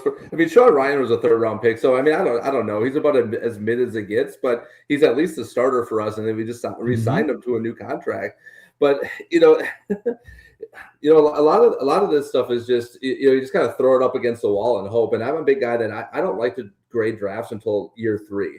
So I like to see, because different guys are going to develop at different rates. There's going to be some guys, like you had mentioned with Saban, that are already kind of at their peak when they come in. Clinton-Dix is a great example of that. Is a guy who peaked in college. So he came in his rookie year. He was an instant starter. He played for a couple years, but there was no place for him to go. He didn't develop. He didn't get better over the years, and his career was kind of cut short due to that. So I feel like the Packers a lot of times will take these guys with that third year in mind. But the other thing I just want to mention real quick is that you don't want to be the youngest team in the league every single year. This is Brian Gutekunst's 9th year as the general manager. And generally speaking, the youngest teams in the league should be guys with a GM that's, they're blowing it up. They're doing like, a whole rebuild on the team. Well, the Packers are in year 9 of the Gutekunst administration, and they're still considered one of the youngest teams. So you talk about these starters that they're getting from these drafts. That's a result of poor drafting prior to that, because you're not signing a bunch of guys to new contracts. They've only signed 3 guys recently to these long-term second contracts. They're letting a lot of these guys go. And if you look at like the 21 draft and even the 20 draft outside of Jordan Love, you're not seeing guys that are in their 5th, 6th, 7th year right now that are developing. And that's the thing that I worry about, is you don't want too many rookie starters on a mature team. You don't want to be the youngest team every single year. Yeah, but the flip side of that is the pipeline is replenished, and you have young players that allow you to let other guys walk when some organizations might overpay and cling to guys that the Packers decide to let. Well, and it's been a process and a flip, right? In 2021, they were by far the oldest team in the league. And when in 22, they changed it around with Rodgers and the youth at wide receiver. That part of it also, I wonder if they do a stack similarly to what they did in that 22 draft, right? 2 wide receivers. Last year, it was a double wide receiver stack. It was first and third round with Savion Williams and Matthew Golden. Is that cornerback? Could that be defensive tackle? Like D tackle also feels like one of those spots that's tough, Reeks. If you don't get him on day 2, it's kind of a crapshoot. It feels like later into the draft as to who you're going to grab at that spot. Defensive tackle is one of the hardest positions to evaluate because you just don't know, because every team has basically a big fat dude that sits in the middle, but are those guys going to be able to translate to the NFL? And a lot of it is athletic ability for the defensive tackle, believe it or not, compared to the centers and the guards. They have to be better athletes than those guys so they can maneuver. A cornerback, I feel, needs to be doubled. Even Brian Gutekunst said the other day, is like, yeah, I think we need to address that position at the corner position. And it's a very, very deep draft for corners specifically. So I feel like maybe around 3 and 4, they might do the double up on the corner. That's my prediction. My thing is there a metric to, you look at the draft, and I look at it as a block of players, because you mentioned Sean Ryan's mid, right? Third round guy. Yeah. Well, the guys taken after him were Zach Tom and Rasheed Walker, who were better than mid. Sure. Right? 100%. So it's like you look at the block there. They took 3 offensive linemen. All right, one might be mid, but 2 of them were almost elite, right? Mm-hmm. So what's the metric? Is it Pro Bowls then? Is it games started? I like second contract. That's for me. Okay. So I look at it because Ted Thompson's MO. I mean, and I love Ted Thompson. He to me, from a talent evaluation standpoint, is way near the top all time as far as finding guys later in the draft. But I look at, okay, if a guy develops in your program, he might not start out great, but by the time he gets to that second contract time, the Packers were always into taking care of their own. They sign guys early. They find these guys and they take care of them. And you didn't see a lot of guys in the Ted Thompson era leaving via free agency to other teams. You're seeing a lot more of that right now. So I don't know if that's a result of the Packers just don't evaluate their players the same as other teams, or teams are overpaying for guys like Romeo Doubs. I don't know what the answer is to that question, but I know that in the past, the marker was, hey, if you like a guy, you want to take care of him early. They're front-loading contracts so they wouldn't get into cap problems, and they would take care of their own as soon as they possibly could. So that's something that the Packers have kind of gotten away from for the most part, that I'd like them to get back into. I mean, I want Christian Watson on the team long-term. I want a lot of these guys on the team. I want Jaden Reed. I want Tucker Kraft. I want these guys to kind of develop and be with the team for 8, 9, 10 years. Riggs, thanks for joining us. We appreciate it. Might hit you up again tomorrow. You'll be going on adrenaline. Great work. We get ready for the Packers to pick on day 2 of the NFL draft. Thanks, Riggs. Thanks, buddy. Thanks, guys. Appreciate it. At NFL Draft Riggs, you can follow him and see his all of his mocks, what he thinks should happen, what will happen. Riggs mocks him up with the best of them. We got a bunch of them, and you start talking about defensive tackle, like they got a lot of holes there. They got a lot of opportunity there, especially with a little bit of shift in the defense. That's going to be also interesting. More 3-4 kind of principles instead of the 4-3 deal that they had been playing. Yeah. Maybe a little bit different player that they're looking for there. So I'm interested to see. This is also, we're going to see Jonathan Gannon players get drafted before we hear from Jonathan Gannon. So that is interesting. We're going to hear from Scott Dolphin because halftime has arrived in the huddle, and Dolph is going to tee us up. We go Riggs, Dolph, Hunter Baumgardt on the Brewers, and then the voice of the Packers, Wayne Larrivee. This is a show. You're in the huddle, Fox Sports Radio, Wisconsin.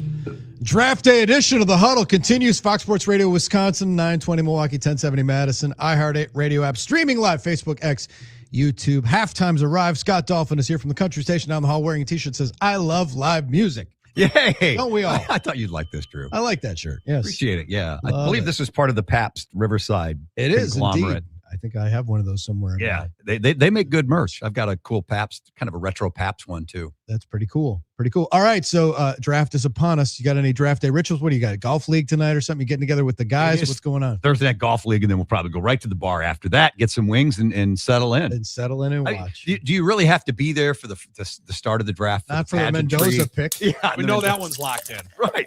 Exactly. Right. I want to see what it looks like. I'm excited to see how they present Pittsburgh and what their, the backdrop is. And then for me, like I said, I want to see what Dallas does with the pick they got from the Packers, because that's reverberates locally. And then how do the Steelers, who comes out for the Steelers pick? Is it Terry Bradshaw?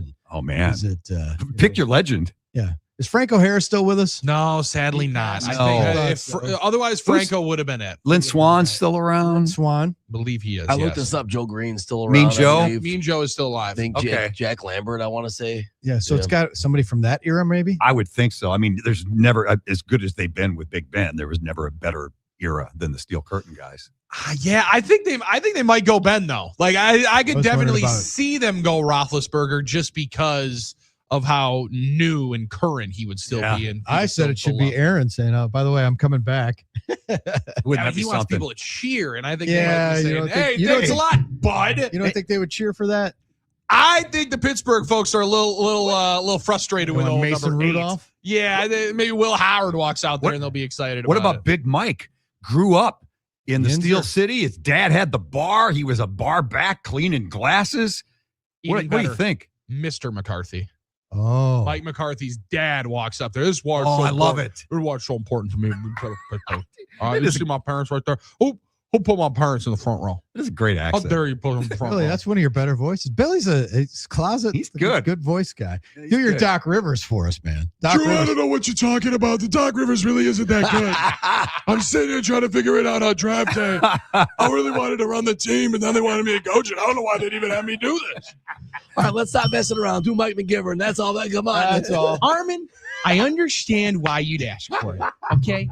But I don't really know that it fits right here on the Huddle on Fox Sports Radio. Oh, if you know, Wisconsin. you know. That's Maybe it's really just good. the early morning giddiness and lack of sleep, but that is killing me right now. That is absolutely killing That me. is really good. Do you do that That's with Mike really when funny. he's in the room? Do Funny. you go back and forth as Mike and Mike? Yeah, I've done it. I've done it a number of times. Now, Mike is the one that I think he does like the impression, right? Like there have been certain folks. Fond du Lac's the best place in the state. What are you talking about? Did not like the impression very much. Imitation. Right? There's a lot of that's people. good. I just don't understand why the Packers traded away their first round. That was another guy I used to work with. He called me into the principal's office. So Mike has had some times where he's like, I just don't think you need to be. I don't have a lisp.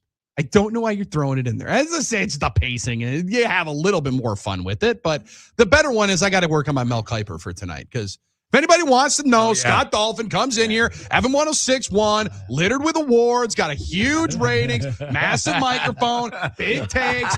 Come on in here. You got to be ready to roll. Oh, great work, Billy. Hey, good. Billy, what do you order? What's your coffee order for breakfast when you go to Starbucks in Green Bay? Do you have I was trying to set you up for the Mike one. Coach- No, I Coach don't. Skinny The skinny vanilla latte, no foam. I think I got that one. Let me find. Oh, If you had it, why didn't we play it? Well, I wanted to Hot set key. you up and do the,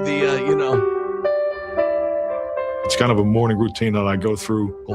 Get up early. Green Bay's, I'm a metropolis here, so we have 3 Starbucks in town, and it opens at 5:30, and I get the Venti skinny vanilla latte, no foam. Because when you pay over $4 for a cup of coffee, they put. I just go through the things I have in front of me, and spend 10 to 15 minutes drinking a cup of coffee and just get myself ready for the day. I want to give you a chance. there you That's go. awesome. That is one of the better shot moments of that video too. Him just looking out on the empty Lambeau Field, just have them a cup of coffee. Tinkling of the ivories back there. I remember when the Packers won the Super Bowl, just like they did in '96. One of my first thoughts was, I can't wait for the Super Bowl NFL Films highlight video to come out. You know, that was a big deal. Got it at Blockbuster. They had all the tapes there. You could buy them because they were selling them everywhere. And then I remember 15 years later, we won the Super Bowl. I said, I can't wait for the America's Game episode, to come out, because I knew they were taping them quicker than they had been before. And then this one had come out finally, and right away, first minute I see it. That's how they started. Like, you're gonna make me start crying right now. You know what I mean? That was so emotional. I don't know. But when you gotta remember, you're right in the throes of the Super Bowl glory, the emotions. I'm still not 30 years old yet. Sure. It's just. Is that Harry Callis? Is that who was NFL Films at that time? In 96, Harry Callis did that one. Yeah. Did the great voiceover. Oh, my Rest goodness. in peace, Harry Callis. So much different story for Golf League tonight. It should be a nice night, and then right into wings. Into wings in the draft. The problem with Milwaukee County courses right now, it's tough to find a place where carts are available, and in the places they are, those courses are sold out because some courses are still really dealing with a lot of flooding, like Whitnall and Curry and Wauwatosa, places like that. Yeah. Now, Dolphin, riding is, you go to ride and it's not the same even if you have this, but my brother-in-law was kind of showing off. Guys like to do this, right? You get a new grill, you want everybody to come over and eat off the new grill. I didn't know that I was going to have to potentially go golfing with my brother-in-law because now he got one of those cool electric push carts. Yeah. It's like, dude, you got to come see it.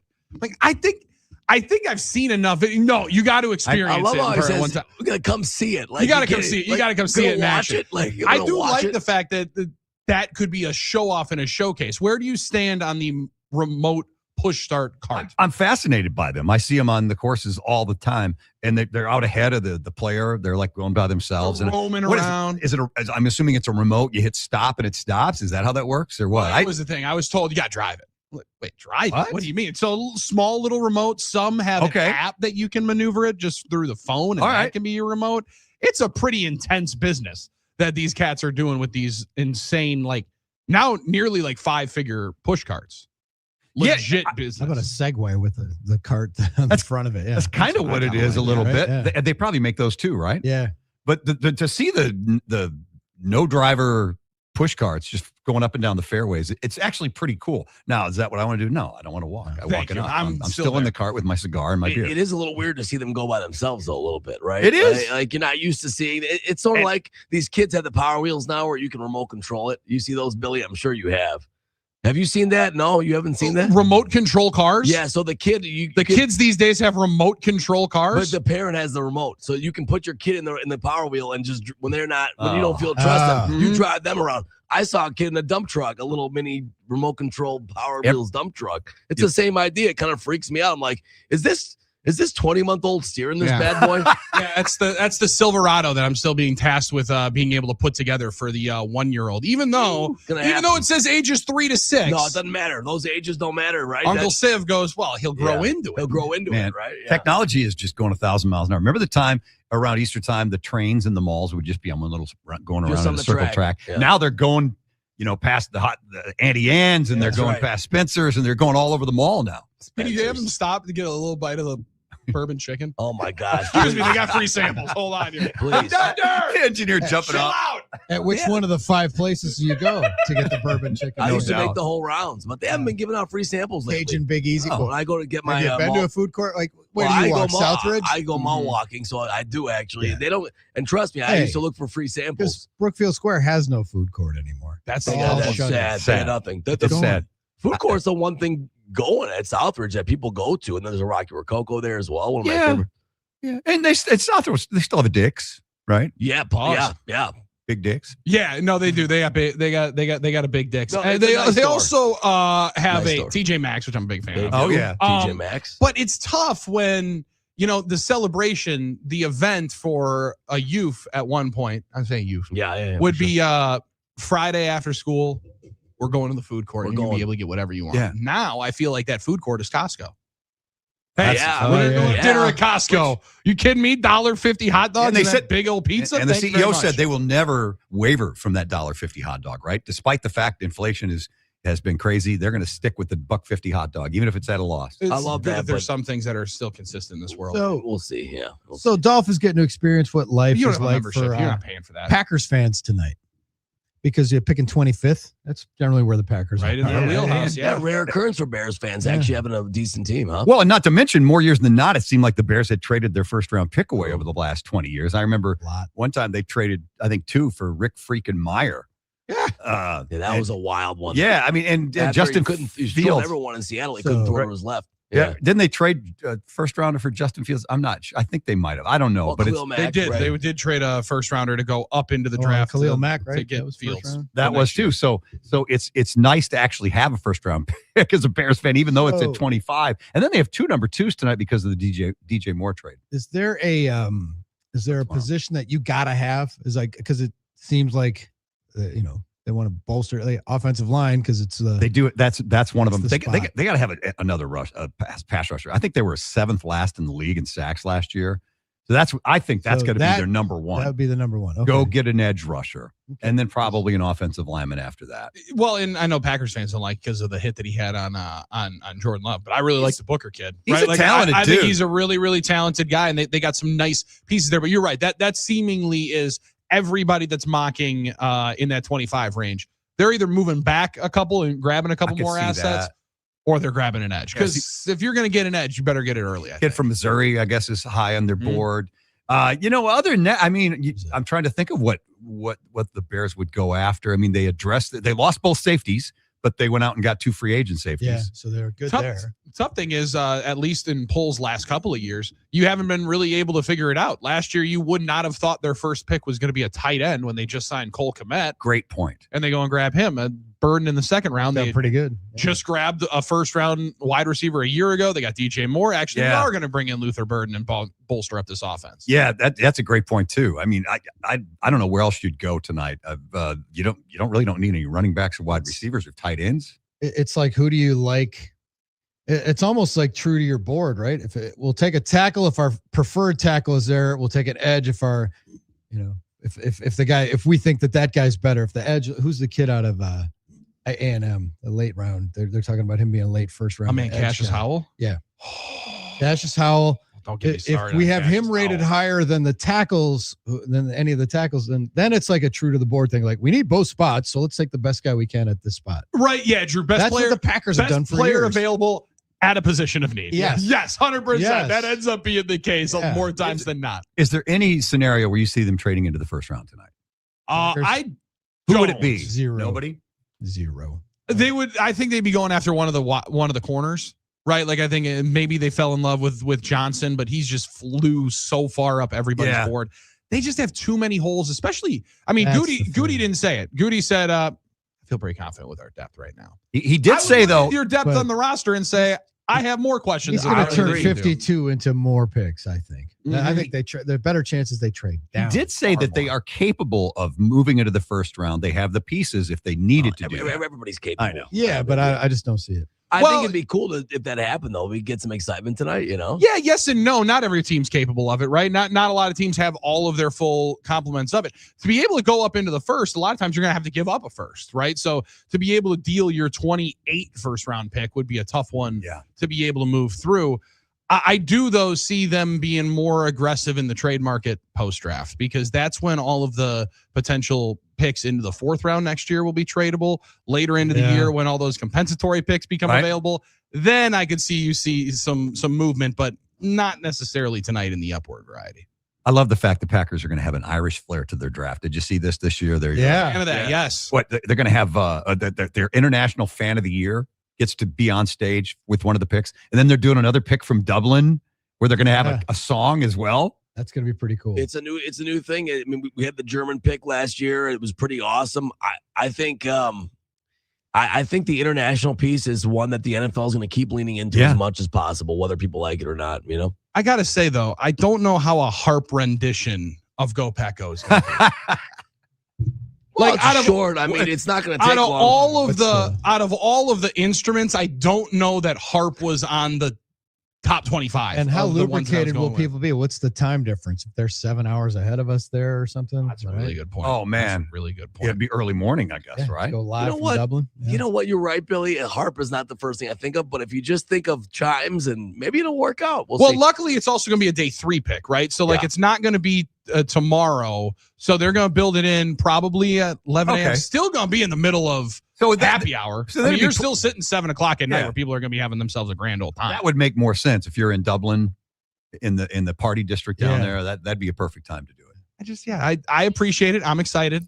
I love Daniel Whalen just as much as the next. Great young lad. Like, don't we have other? I would have thought we're playing something with the potatoes more than we're playing a harp on Maybe the Go it's Pack like- Go. But I'm interested. I'm maybe- excited to hear it. Maybe it's like a jazz harp or something Maybe. like that, you know, Jazz like a harp. hip hop harp. Classic. Classic.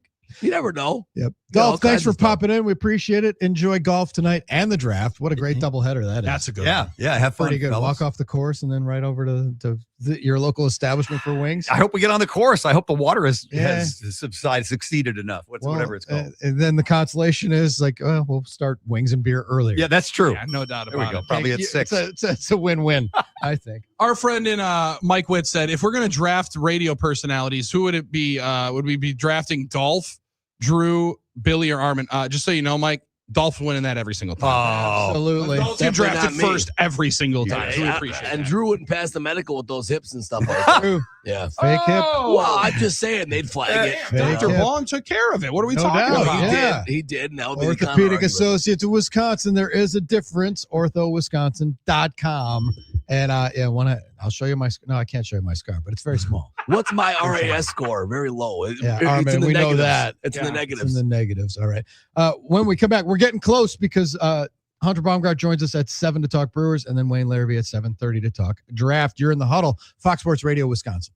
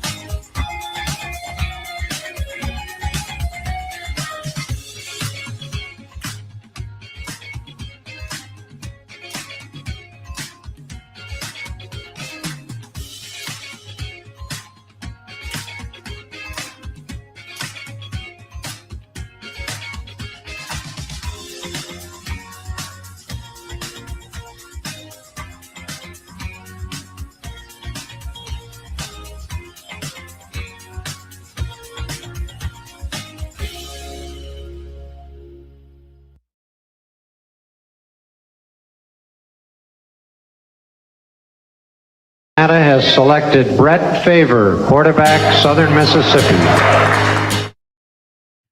Great moments in draft history. Armen Sarian behind the board here. The Huddle, Fox Sports Radio, Wisconsin, 920 Milwaukee, 1070 Madison. We will have Hunter Baumgardt join us in about 10, 11 minutes from now. And then we'll have Wayne Larrivee, the voice of the Packers. Now, Hunter adjusting. And does he know that he's adjusting? I hope he's dialed in. He's a great young lad, so he should. I'll make sure to contact Hunter. He should understand all those things. But more than anything, he's ready because he's still so juiced up for today, knowing that the Brewers are going to be facing off against the Cy Young Award. Yeah, we're going to talk about that. Who's hot, who's not, brought to us by Donovan Jorgensen. You know who's hot? Well, that kid that the White Sox signed from Japan. Oh, my God. Murakami. He's unreal. He's homered in 5 straight games, 10 homers in the first month of the season. Dude, he hit 3 at American Family Field. And, I mean, there were no cheapies. The one barely got out, but you could hear it off the bat like, whoa, that sounds a little different. And they got him for a decent haul, right? Like it's a 5-year deal, nothing crazy if I'm not mistaken on the money side of it. Like anybody could have been up for his services. But it seemed like there were some people that didn't necessarily know if the bat was going to translate as well as he played in Japan. I remember a couple of years ago, he just tore up that WBC when they ended up winning. But I think he was like a 19 or 20-year-old kid at that time. All right, so who's hot and who's not? We could say Cubs are hot. They've won 8 in a row, but they've been feasting on the Phillies, who are not hot. And the Phillies have an 8-game losing streak and are now the losingest team in baseball because the Mets got a dub last night. Yeah, Luke Weaver finished it off. Who was not hot last night was me, as I ended up trying to watch it and then fell asleep with the phone in my hand with 2 outs left. I had 3 more pitches to make, Drew. 3 more pitches. That's all I needed to see. So close. But the Mets got a Met. They snapped their 12-game losing streak. They welcome back Juan Soto, and then Lindor gets hurt. Mets got a Met. But yeah, I did see him. Who's hot, who's not, brought to us by Donovan Jorgensen Heating and Cooling. Check them out for all your needs. Employee owned for the past 40 years. And the presenting sponsor of Who's Hot, Who's Not. There's always lots of candidates. Yeah. Who's hot, who's not. And most importantly, it's going to get hot. So you're going to have to make sure that you call Donovan Jorgensen to be able to get that lined up for it. Also, in the hot variety, Drew, last night would have been the Detroit Pistons. Well, in the third quarter, game was at 46-all going into halftime. They started the half on an 11-0 run. That then turned into a 38-16 throttling of the Magic in the third quarter and running away and flexing that one-seed muscle. Their second half of that defense was stifling. And if you play that kind of defense, well, then you might be in it with Boston or Cleveland or something. Reminds me of the Bucks in the Eastern Conference Finals when they beat the Hawks on like a 30-0 run. Like game 2, it was a crazy run just like that to get back, control the series. So, boy, that's a wild. Yeah, but when you can play D like that, especially in the playoffs, you can shut a team down and get a good run going. Also, in the hot variety, let me throw out and enjoy, because now that the playoffs are on, the basketball is good. You know what also is good, Drew? That we actually get inside the NBA. Now it's not the same as it was, but last night I got what I needed. I got right out of the gates while Ernie's welcoming everybody in, say, Ernie, we're done at 12:45. All right, 12:45. Ernie, we're getting out of here. He goes, Shaq, so there's no chance that's happening, Chuckster. I apologize for that. And then we got Charles Barkley trying to figure out Angola. That was great. Him trying to figure out Angola. One of the beautiful clips on the internet. Go and enjoy it. Go and enjoy it. Absolutely. We're going to enjoy the stylings of Hunter Baumgardt, our baseball go-to guy. His appearances on our show brought to us by Import Minded. Hunter's coming up to talk a little Brewers, and then we're back to the draft with Wayne Larrivee. It's the Huddle, Fox Sports Radio, Wisconsin.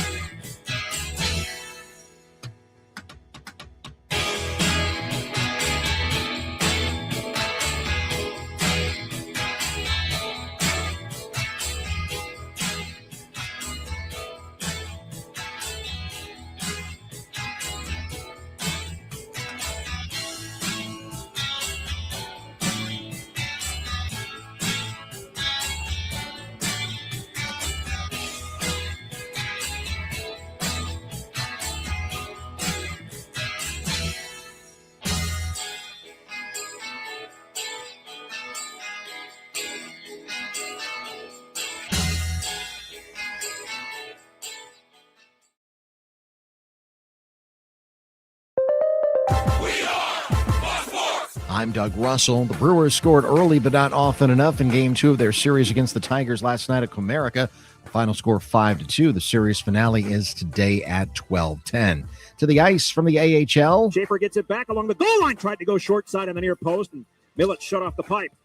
Cleared to the line, held in left point Gravel with a shot. Now it's scored! Kevin Gravel with Reed Schaefer running traffic at 6:45. The Admirals captain will give the Admirals a 3-0 lead. The great Aaron Sims on the call. The final score in Game 1 of their Calder Cup playoff series with Manitoba. The Admirals beating the Moose 4-1. Game 2 is Friday night.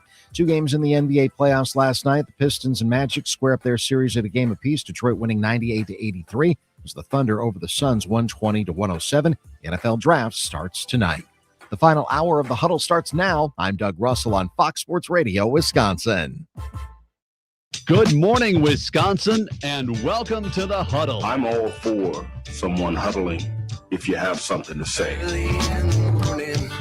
It's time to wake up and talk about the teams you love. Everybody wake up! Everybody wake up! With the guys you love. It's just about getting the group together. I need you, you need me today. Let's keep touching each other. Let's make sure we feel each other. Let's make sure we smell each other's breath. Watch us on YouTube, Facebook, and X. You need 15 or 20 huddles to correlate with a number of cameras. Take the cameras off the field, then there'll be no huddles. Now gather around because it's time to huddle up. West left slot, 323 wide stick on one. Ready, Biller for blitz. If it looks like man coverage, I'll check. I'll go 200 again. You got to cut and crack. Now cut and crack. Red, right, 18 Bob on one. Ready, cut him and crack. If you look at this play, what we're trying to get is a seal here and a seal here and try to run this play in the alley. We know exactly what we got to do. All right? That's all we're going to down to. Let's go out and kick the tape. All right? Hey, yo. 1, 2, 3. Keep doing what you're doing. Send our guys after and make the play. B right, all the way outside. Y left, fake 396 bag. B hand, C puck. Is that long enough for you? I want you to be proud of your profession. It's a great profession. Go out there and play this ball game like I know you can play it. With Drew Olson, Mythical, legendary figure. Bill Schmid, Oh, my God. This man's been out all night. and Armen Sarian. This is it. Don't get scared now. Sanchez, we ready? Fox Sports Radio Wisconsin is on the air. T-minus 11 hours, 58 minutes until the NFL draft. The chimes will be ringing. Billy Schmid is very excited. Drew Olson, Bill Schmid, Armen Sarian bringing it to you on the Huddle on this morning. It's draft day in the good land. It's draft day in the sports landscape. There's a handful of NBA playoff games tonight, NHL. We've got Brewers and Tigers this afternoon. A little hors d'oeuvre, a little amuse-bouche, if you will. Yep.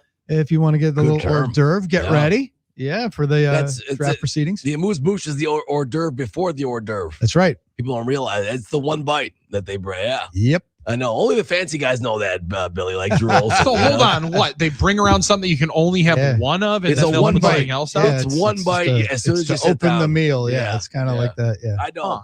It's Okay. it's like a pizza roll. It's like one thing you're gonna have one bite of, you know? Yeah, pretty much. It's like a Okay. Totino's pizza roll. That's right. That's what mine would be. You know, if you had to pick a great amuse-bouche, it would be a Totino's pizza roll. Pizza roll. Usually it's got something with caviar on it. I wouldn't know. Oh, Drew. good. I'm passing that I one wouldn't by know, anyway. Drew. Then. Yep, that's good. Then I'm passing or that one by something anyway. like that. Yep. Okay. Well, They don't have little that- seafood accoutrement is what you're kind of saying. yeah, Okay. just a All little right. bit. Sweet. I wouldn't know. It's not A the Taco little Bell $7 box. I wouldn't No, know. it's not. 877-794-1973, NicoletLaw.com talking text line. Brewers and Tigers didn't go well for the Brewers last night. Hunter Baumgardt's going to join us momentarily. And then Wayne Larrivee, the voice of the Green Bay Packers, will hang out with us beginning at 7:30. Very excited about that. Very excited because after the show today, I'm going to see my friends at Game Day Men's Health in Now we're Brookfield. talking. Check them out, GameDayMen'sHealth.com. Learn about the services that they provide, and it's as easy as making the appointment. It's always the toughest thing.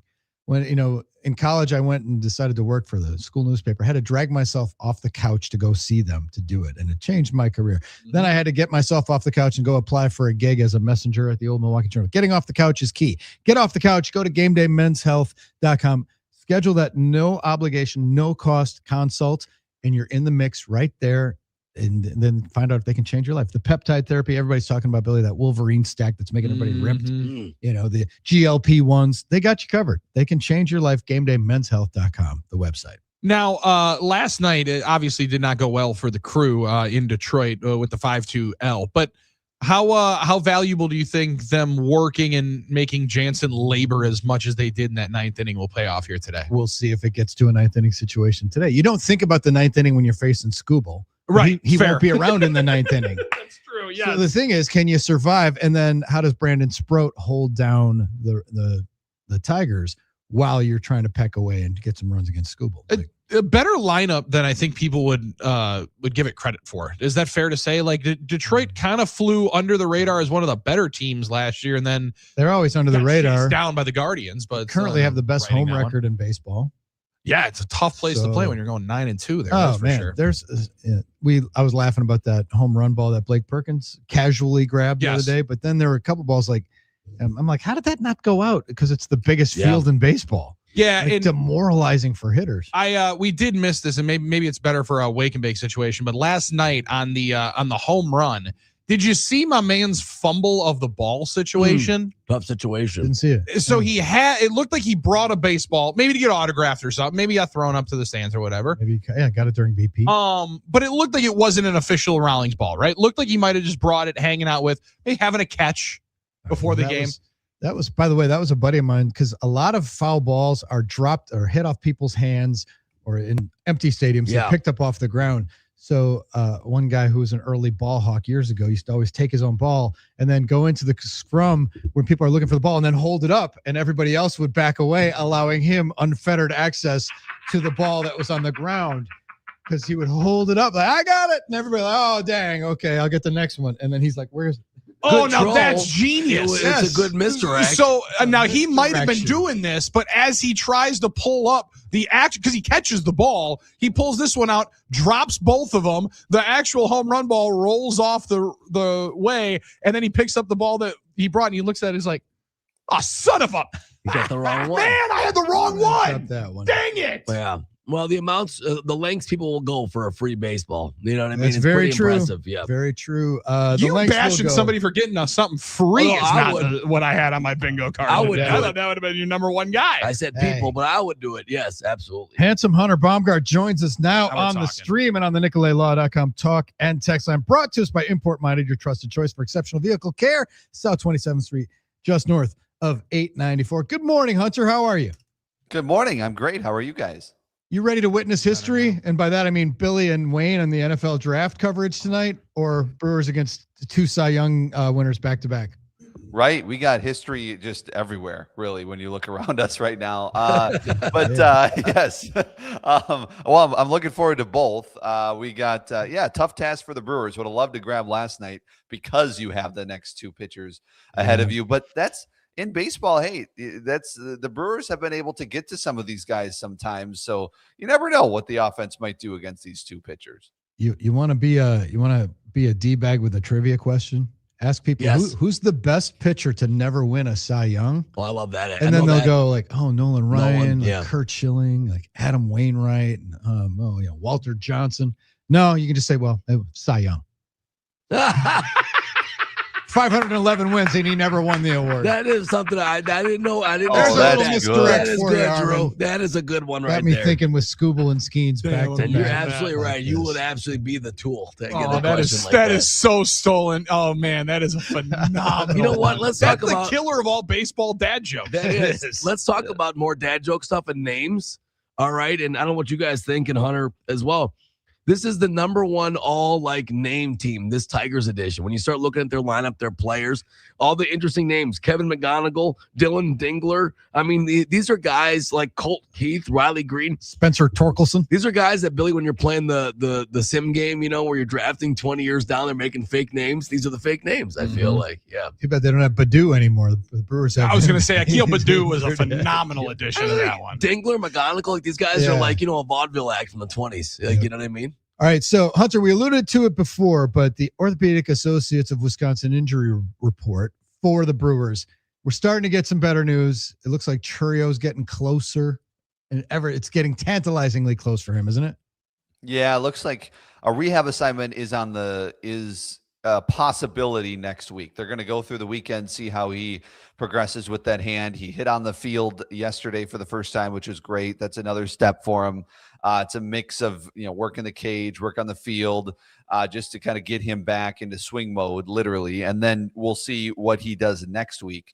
And they'll probably, I would think they'll make that decision about Sunday, maybe Monday, to say, okay, is he ready for a stint? I don't know if it would be in Nashville or Appleton, but one of the two. And then I don't know what the amount of at-bats we'll see on the homestand when we talk to Pat Murphy, how many at-bats he's maybe going to want to see them get in the rehab assignment, or Jackson Chourio specifically. Vaughn will eventually get one too. So you're looking at, what do you say? Maybe a couple weeks at rehab at most, probably. So you're still looking at early May, I think, for Jackson Chourio to return. So you put it right there. And Hunter, I think that's kind of pertinent because obviously he built up for the WBC. So it's not like a normal beginning of the year thing where you need like a full spring training. You're ready to go. You would think it wouldn't be, it would just be a normal rehab assignment like would happen in the middle of the season. Couple of swings, of. Totally. I mean, last year, I believe he got 18 at-bats when he worked his way back from a hamstring injury, and he went like 1 for, or 13. It might have been 13, something like that. It was one of the two, and he struck out most of those at-bats. And then, it's like, and he came back and homered in his first game against Toronto, and then hit one that was robbed. So I think, let's not look at the results that happened in whether it's in Nashville or Appleton or wherever he goes. It's more so just get those swings. And also, I think the biggest thing for him is the check swing. That's what he felt it on in that Red Series, the exhibition series. So I think those check swings that you can really you can try to check a swing, I guess, in the cage and stuff. But until you're in a real game in that setting, you really don't know. But I think it sounds like everything is progressing. The last image that they took looked good. So get him through that rehab assignment and get him back in that lineup. So Priester was on a rehab last night, and it didn't go particularly well. A lot of walks. He hit his 45 pitch count in 2/3 of an inning. Yeah, 29 pitches, and I think it was more like, we want him to get to 45, but not all in one inning, and so let's get him out of there. And so just to be safe is safer than sorry. It wasn't an injury thing. It was just a matter of let's not tax him in his first, regular outing. He had a couple outings in Arizona in game type atmospheres, but obviously the Nashville and is a little different there in Charlotte last night. But as far as we know, he's still scheduled for that April 28th rehab start, and then it would be May 3rd, and then the earliest they could probably activate him, they want him to get 3 rehab starts, would be May 9th. But considering how this one went, I do wonder if they'll add one more. So it's still a little time, as Pat Murphy said before the game yesterday, that there's still a little time to get him back to where he wants to be. And clearly yesterday just wasn't the type of pitcher we know Quinn Priester to be. But again, that was his first start in a while, and trying to, there was a lot of, all right, let's find out what this injury is. Why is this bothering me? So I have a feeling they're going to take their time a little bit, considering also the fact that how good the starting pitching has been for the team. They don't need to rush him back right now. Well, and that's the thing. They've at least gotten contributions from everybody around, that it's difficult to think that you have to rush someone back. What did you think of the opener decision yesterday? As you get Chad Patrick, who coming off a phenomenal start. Today you're having Sproat. He's had an opener before. I don't think that's the plan, obviously, going forward. But how do you use that, Hunter? How do you see that? Because we mentioned it with Priester a year ago. There was an extended run where it felt like he was getting an opener every single time, and he kind of found some of his sea legs. I would tend to think it would mess with the guy. But then there's other people and pitchers that are like, it really doesn't matter. I'm throwing 100 pitches. I'm throwing them whenever it is. What's your take on it when you talk to players, how they either positively or negatively view the opener for them as a pitcher? Yeah, I mean, I think the big question every time that happens is your preparation any different? Like when I remember asking Chad Patrick that last time they used an opener, and his mindset is to get outs, obviously, no matter how that looks. However, you can tell that it messes with them a little bit, and Chad Patrick specifically didn't, just reading the body language, reading it, I just kind of feel like he doesn't love coming out of the bullpen after an opener, and would love to go out and start. And obviously, I think every pitcher would love to be a starting pitcher in baseball. It's probably a goal for any pitcher. However, I think they are trying to yesterday, The Detroit Tigers are much worse against lefties. Coming into yesterday, they were 215 batting average against lefties, 254 batting average against righties. And Chad Patrick had a 152 batting average, for lefties or for righties. Wait, no. Well, now I'm confused. Now I'm getting myself confused. But he was worse in that respect. He had the 294. So against lefties, lefties had 294 batting average against Chad Patrick, 152 righties had against Chad Patrick. That's a significant difference. So I think with some of their prominent hitters in that Tigers lineup being lefty, wanted to basically try to get, I think part of this is just to get momentum to start the game. Pat Murphy talked about it 2 nights ago, talking about momentum on the offensive side. I think some of that is, let's start the game off right. If DL Hall can neutralize some of the lefties in that Tigers lineup early in the game, let's get a lead and maybe work from the lead. Chad Patrick comes in with a lead. Maybe we think that he can be better in that just because of what the Tigers can do with their lefty hitters. Well, DL Hall didn't pitch awful. I mean, you don't want to walk the first 2 guys in the game, and Pat Murphy didn't love that, but he did get out of it. And then it was Chad Patrick who was the one to not have a great outing. And look, he was probably bound to have one at some point because he had been pretty good. However, he also coming into last night had stranded 97% of his base runners. At some point, that's probably going to catch up to you. Like the walks and hits were still kind of a problem. He just hadn't let him score. And that's a skill too, but at some point that was probably going to catch up to him. So I don't. Right, exactly. And remember, Chad Patrick was the odd man out last year when Brandon Woodruff came back in the rotation. I just wonder if I don't know. I mean, he pitched the second game of the year, but like he's also, I feel like maybe the 5th guy right now. And if Quinn Priester, great observation. Healthy, I wonder what Chad Patrick's role would be and if it would be middle relief and how well he would do with that mentally, physically, everything. So that's just something to watch going forward. Is they clearly think they think that the strategy, because they've done it twice, the opener strategy with Chad Patrick gives them the best chance to win. But I do wonder if they'll switch that up and what happens when Priester comes back and how that all shakes out. Although you look at the ERA and you say, wow, he's been one of your best, if not your best starting pitcher so far. Yeah, that's the thing. And I think that's a great observation, Hunter. I think the point about it being sound strategy, which I think can be true, and also the point about him being frustrated by it, those can both be true. It might be good strategy, but it also might frustrate Chad Patrick, who might say to himself, hey, when am I going to get my shot to be a regular starter? I've been that guy. There's maybe a little chip on their shoulder, especially the way he pitched in the playoffs last year. I think he was really good in the playoffs. He probably felt like, hey, I deserve my shot, but it's one of those things where, sometimes fans also have a hard time understanding these days that like pitchers will give up runs from time to time. It's like this guy gave up runs. Let's jump ship on him. Like that's the instinct. Sometimes we get so frustrated, but it is something that's going to happen from time to time, and it's still April, right? Well, totally. And you remember like last year when they did the opener, Billy, as you mentioned, for Priester, like that was in the midst of Priester not pitching all that well. That was after that May outing against the Cubs. Well, when he had an opener, and unfortunately that was one of his worst, if maybe not the worst outing he's had as a Brewer. And then things turned from there, and they won like 19 games in a row with him on the mound. But they had the combination a couple times in like late May, early June of a DL Hall and then Quinn Priester, and that netted you in those 2 starts 17 innings of 3 runs given up of those 2. So like the opener works, and Chad Patrick last time he came in with 3 scoreless innings after an opener. So I don't think we should overreact to last night. I know people are kind of inherently against the opener and say, well, why not just have Chad Patrick start and DL Hall after? Either way, you're trying to get the same amount of innings just in a different way. And we'll see if last night, affects how they decide that moving forward. If Pat Murphy, who said, we didn't pitch well, DL Hall or Chad Patrick, if that's the case, I wonder if they maybe try to do something different next time. Interesting. Closing thought for Hunter Baumgardt here.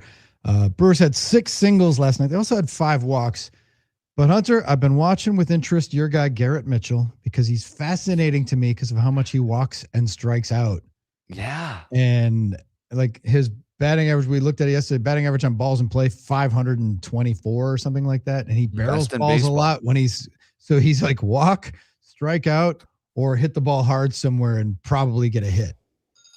Yeah, totally. Hey, Hunter, wake up. Time to talk to Billy. Hunter, what are we talking about? Time to talk to the huddle. Time to talk to the huddle is right. Just in case I ever forget, that's a weekly thing. Important. Okay.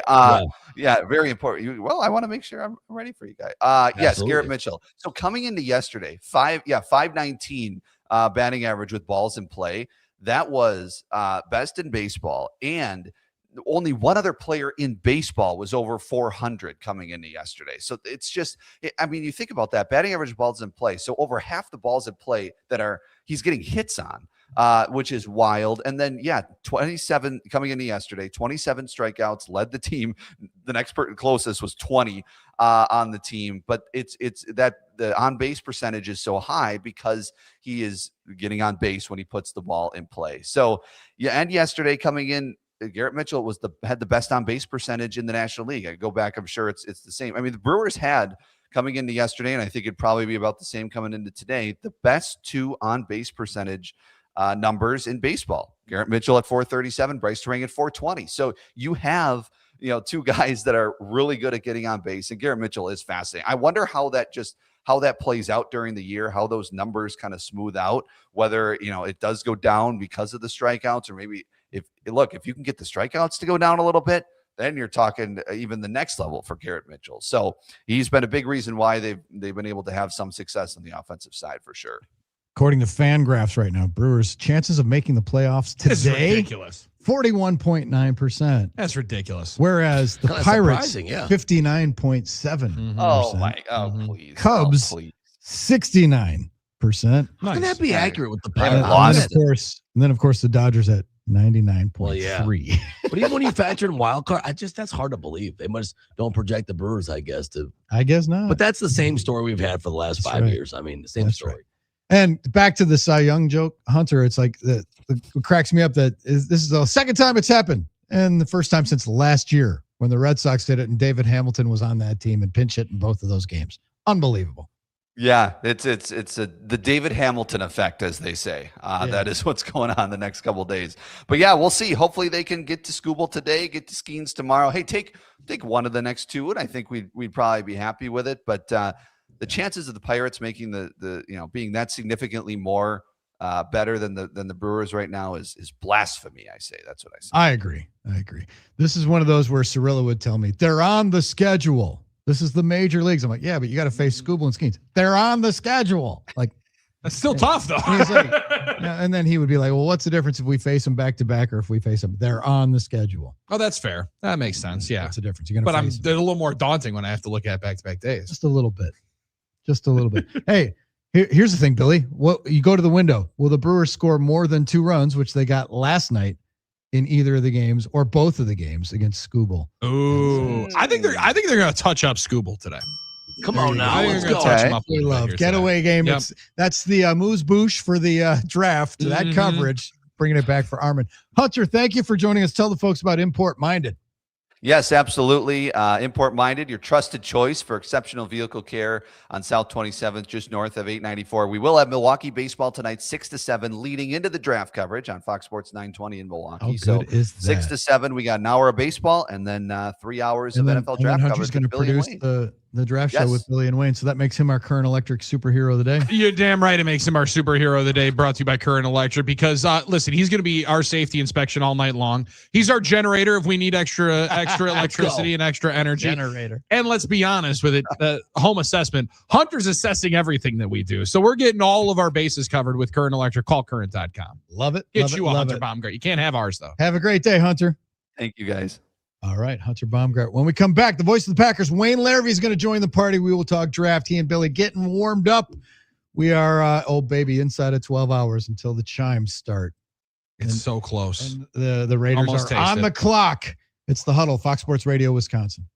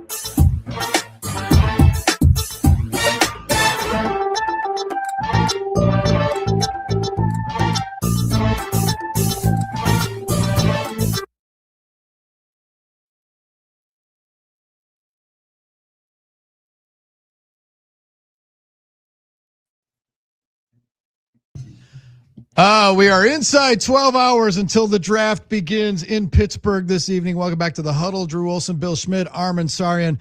Very special guest. Very happy to welcome the voice of the Packers, Wayne Larrivee, to our party. He'll be with Billy tonight on our draft coverage. Wayne, thanks for getting up early with us. It's a big day. Yeah, it sure is. And it's an early day every day for you guys, isn't it, these days? It is. A lot of coffee and a lot of caffeine. Now I get to do that on the both ends here the next couple of days.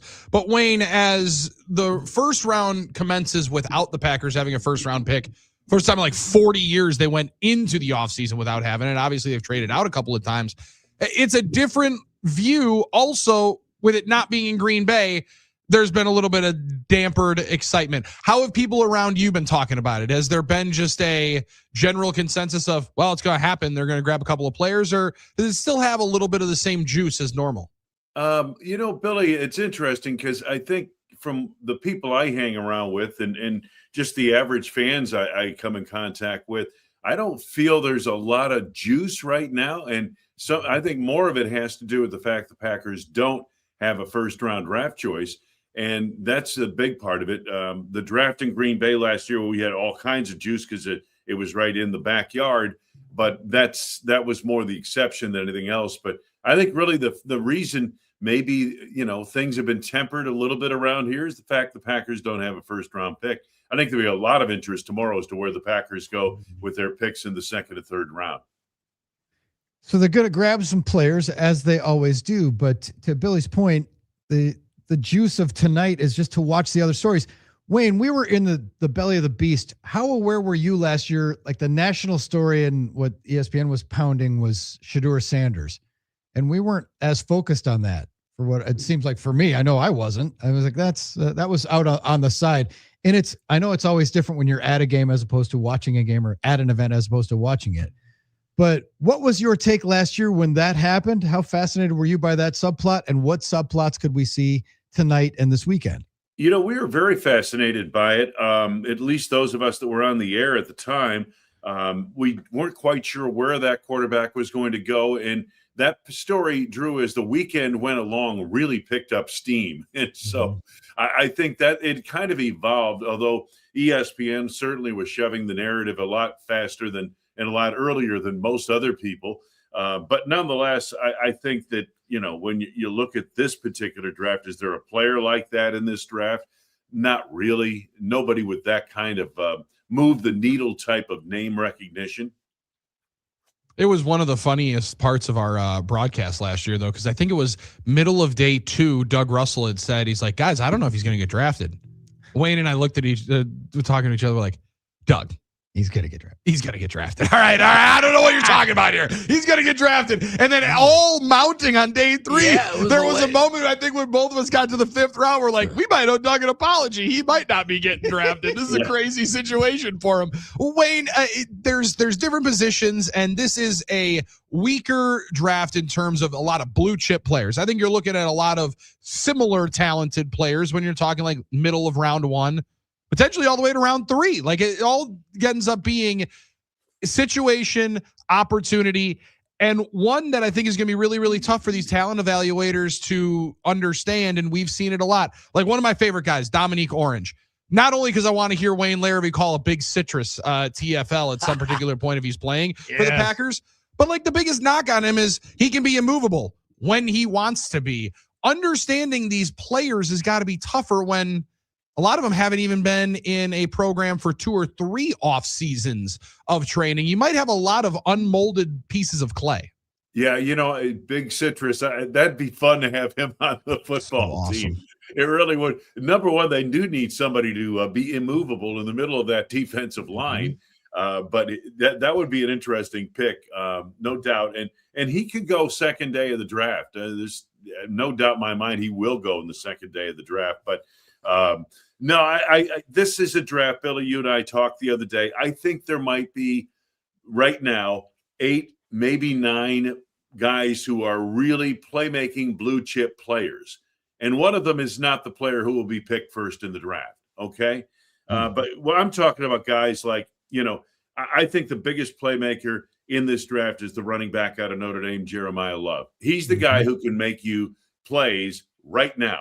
Off the bus, step into a uniform, step on the field, make plays today. A couple of other guys, Sonny Styles, they really like him. He's an off-the-ball linebacker. Caleb Downs, he's an instinctive safety out of Ohio State that makes plays, but didn't make a lot of them last year. And people are kind of downgrading him on that, but he has all the ability in the world. When I look at some of these other guys, David Bailey, maybe the best pure pass rusher in this draft, some have said. The offensive linemen, you've got a couple of good ones at the top, but most of these offensive linemen, these tackles, project either to right tackle or inside to guard. So it's a strange draft in that we don't have a great deal of star power at the top of it, and we only have really one quarterback, at best two, who would go in the first round of the draft. Well, it seems like you weren't as convinced on his ability to be a game changer, Wayne. Do you think he's a tad overrated, or is that the position? And do you think that's just the way things go in the draft when it comes to quarterbacks? When it comes to quarterbacks, yeah, I think the position merits. I think Fernando, from what I've read and from what I've seen and heard, on the Mendoza on the NFL level is probably going to be a good, not great starter. Okay, good, not great. He's going number one of the draft, and you think, you're thinking Caleb Williams, you're thinking Trevor Lawrence, you're thinking Joe Burrow, that kind of player. And he's not that kind of player, and I don't think he ever will be. And maybe in the right system, he could be very effective. I think that's a big if. But no, he certainly merits going number one in this draft if you need a quarterback, because he's about the only guy who's somewhat NFL ready, in my opinion. Wayne, we've pretty much dismissed the idea of the Packers trading up into the first round, but what if they traded back to get more picks, given the way the talent is dispersed throughout the day 2, day 3 guys? What do you think of the possibility? And Drew, I think that's a good possibility, but you have to be careful. You don't want to trade too far back, because what we're seeing in this draft, and some scouts that I've read and talked to have talked about the fact that NIL is now having an impact on the draft. And the impact isn't so much on the first top 10, top 15, first round, or even the second round. But you get into the later stages of the third and fourth round, you're not getting the same quality of player. Why? Well, because a lot of underclassmen have decided to stay in school and make $1 million. Some of them can make that much money, or $500,000 or something, or more than they're going to make if they're a day 3 pick in the NFL draft. So that has taken the third day of the draft and really made it a hard round. Let me put it this way. It's going to be tougher to get players in rounds 4, 5, and 6 than it has been in the past, because you don't have the same quality of player there. Now, the scouts will all deny this, and the scouts will say, well, we know what we're doing, and we know that's the scouts' day, and it is. But I think the talent level of the player on day 3 of the draft has been impacted negatively by the NIL, because kids are staying in college longer. And the other thing, is Goody talked about in his press conference, you're drafting older players. You just are. Yeah, and I think the older players is another part of a huge piece of it, Wayne, because there's a lot more of them that are the player they're going to be, right? Like once your athletic prime might be 26, 27, but in football, a lot of times by 24 or 25, we know exactly where your ceiling is going to be, and it can be difficult to think that you can get more out of a guy like that. And for specific positions, obviously defense is where people are dialed in on. Corner seems like a big spot. Do you have a feeling, as they've gone a lot of big school guys? I know the young man from Ohio State is right there. We talked to our friend Reegs earlier on. He really likes Everett, the Georgia Bulldog. It does feel like they trend big school in this, and I can't say I don't like that I wouldn't do the same. I want you going up against the best wide receivers in the country week in and week out, so you're hardened to go up against some of these guys that you're going to see in the NFL. Yeah, and there are a lot of guys in that category, Drew. I mean, I think Malik Muhammad out of Texas, he'll certainly be there day 2 of the draft. And there are a couple of other guys you'll look at, the Ohio State kid, Igbenadison, I believe is how you pronounce his name. That's a guy you take a look at. You wonder when the run on cornerbacks is going to be. Can the Packers wait to round 3 to make that cornerback pick? A lot of people tell me that as far as the depth of that position goes, you could probably wait into the third round. I wouldn't wait much longer than that to get my first cornerback. I think they're going to double down to the position. I think they'll get 2 cornerbacks out of this draft. I think they'll get 2 offensive linemen out of this draft. The other positions, I kind of think the board will dictate where they go as far as maybe defensive tackle, edge rusher, that kind of thing. Even when the Packers pick in the early to mid or hopefully late 20s, or even beyond that, it's hard to pick the player that they're going to take. It's hard to pick the position they're going to take. So if they hold the pick at 52 and they're ready and they're on the clock, and I had to guess, I'm saying corner, tackle, offensive lineman, or defensive tackle. So I'm pretty safe with those 3 positions being at the top of their board at 52. Wayne, which one would you say is most likely? Because it's like whichever one I pick, they'll go another direction. Yeah, I think cornerback is, and again, it depends on what kind of run we see in the first round and late first round, at the early second round of the cornerback position. But I think that's somewhere and I understand what Brian has said publicly and all that, and he has to say the things he said publicly. But I think to those of us that watch all these games, the Packers have, they must upgrade the cornerback position. I don't think there's any doubt about that. I think they tried in free agency, and Benjamin St-Juste is better than probably Nate Hobbs at this stage of the game. And so that's been an upgrade there. But I think, you need to do more at that position. And so, will somebody tumble into the second round that could come in and maybe make a difference as a rookie? And I think that's what you're looking for if you go cornerback. If you go defensive tackle, maybe a little high in the second round. I'm looking third and fourth round for the defensive tackle because I'm talking about an interior guy who basically is going to play 2 downs and stop the run and get off the field. But some of the other aspects, edge rusher is an area that this is the deepest position in the draft, Drew, and it wouldn't surprise me at all if it was the second round pick, the Packers take an edge rusher. Does Micah Parsons' injury early in the season impact that? The Packers don't usually do anything by need or what we think, holes to plug for a couple weeks. Yeah. But does that, does that enter the calculus? I don't think so. I think the fact is the Packers need somebody opposite Micah Parsons who has to be held accountable as a pass rusher by the opposing offense. And that's what they need. And so I think that dictates it more than anything else. Okay. Regardless of whether Micah is there from day one of the regular season on, it doesn't matter. They need somebody else besides him to step to the fore. Do they have that on the roster? I don't know. I don't know. We've seen these guys flash. We've seen Lucas Van Ness flash. But, here we are 3 years into the mission, and we still have question marks. I can't wait for my man Brenton Cox to get the full offseason, and maybe he could be something. But I think almost the loss of right, another guy that has had a nice couple of moments, but I almost think the loss of Enagbare is probably even more needing somebody there. Wayne, one of my 2 positions that I think are the wild card ones that they definitely need. They need help at tight end. They definitely need a depth piece at tight end. I wouldn't be surprised if they go running back earlier than not, because if you don't get one early, I don't know who you're getting. And what do you think on inside linebacker? You lose Quay Walker. Obviously, Tyron Hopper's a 3rd-round pick from a couple of years ago, but those are some players that right in that 2nd-round range, there are some guys that are extremely highly touted. I know they bring in Franklin. That might be a 1-year fix. Where do you see some of those positions that people haven't talked about really as definite? If they go inside linebacker, especially in the 2nd round, even the 3rd, then this. They're picking the best player on their board. That's for sure. Okay. Because that's not a position of need, immediate need right now.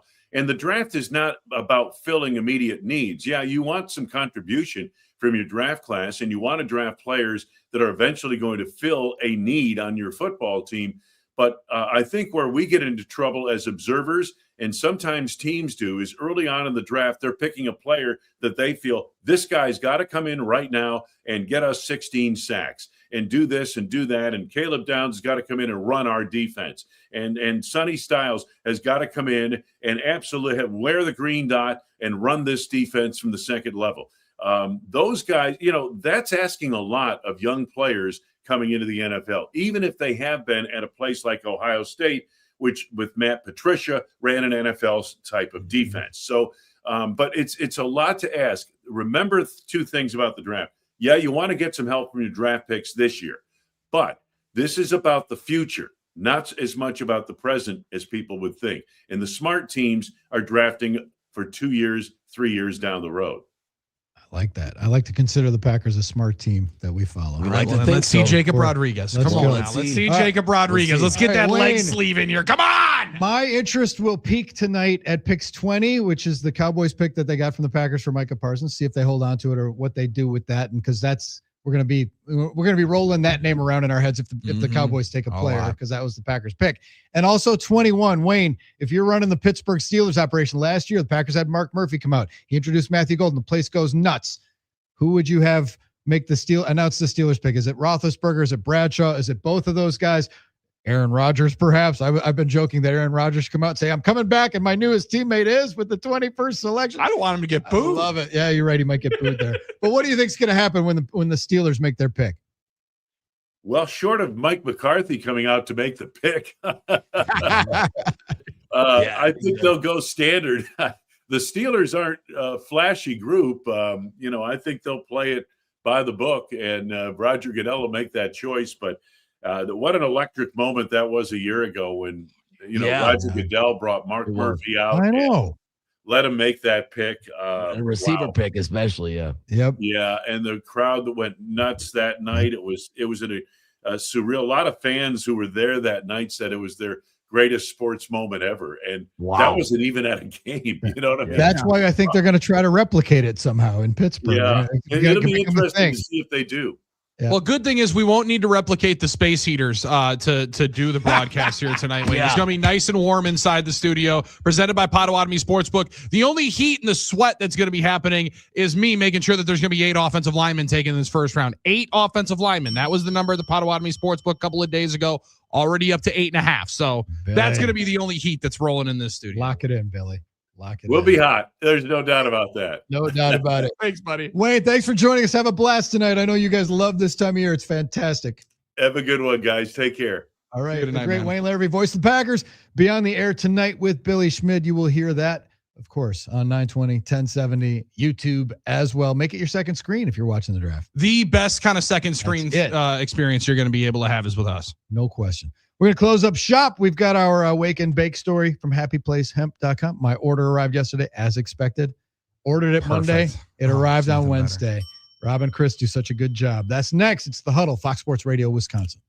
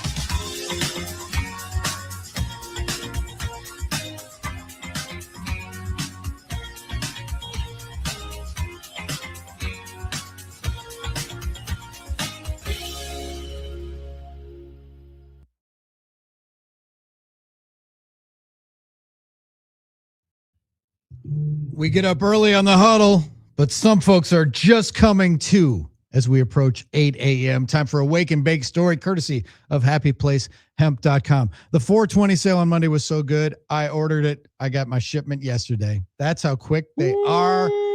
Drift seltzer, Drift gummies. Love it, love it, love it. Billy, what's our wake and bake story today? Presented by happyplacehemp.com. And please know that you can use that code HUDDLE for 25% off and free shipping every day. Now, I'm struggling between the decision and the announcement from Mike Vrabel to announce that, well, you know what? I'm going to go with that because Ric Flair claiming that he doubled up Wilt's 10,000 record.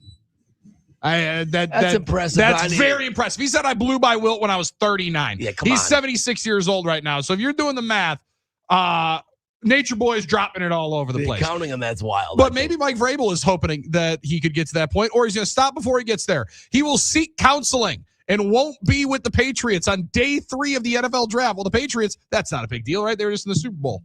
They got 11 picks, 8 of which are on Saturday. He said, as I said the other day, I promised my family, this organization, this team, I was going to give them the best version of myself I could possibly be. In order to do that, I have committed to seeking counseling starting this weekend. Wait, we couldn't start this next weekend, Coach? We couldn't start this when we're not working on Saturday? Well, Drew, guys are more willing to go to therapy than to draft 2nd round pick or 4th round picks in this draft. That is absolutely bizarre. Back to the makes you think, is there something else going to drop? What do we got? I was going to say either that or he just dropped an absolute tanker truck on Diana Rossini's nothing to see here statement. Wow. Just bizarre. All right. Tonight we got, well, first of all, Brewers doubleheader. Brewers, Tigers, Brewers versus Scooble. And then, the draft coverage starts tonight at 7 with Billy and Wayne. Thanks for hanging out with us in the huddle. Have fun tonight, Billy. Thank you, brother. Peace.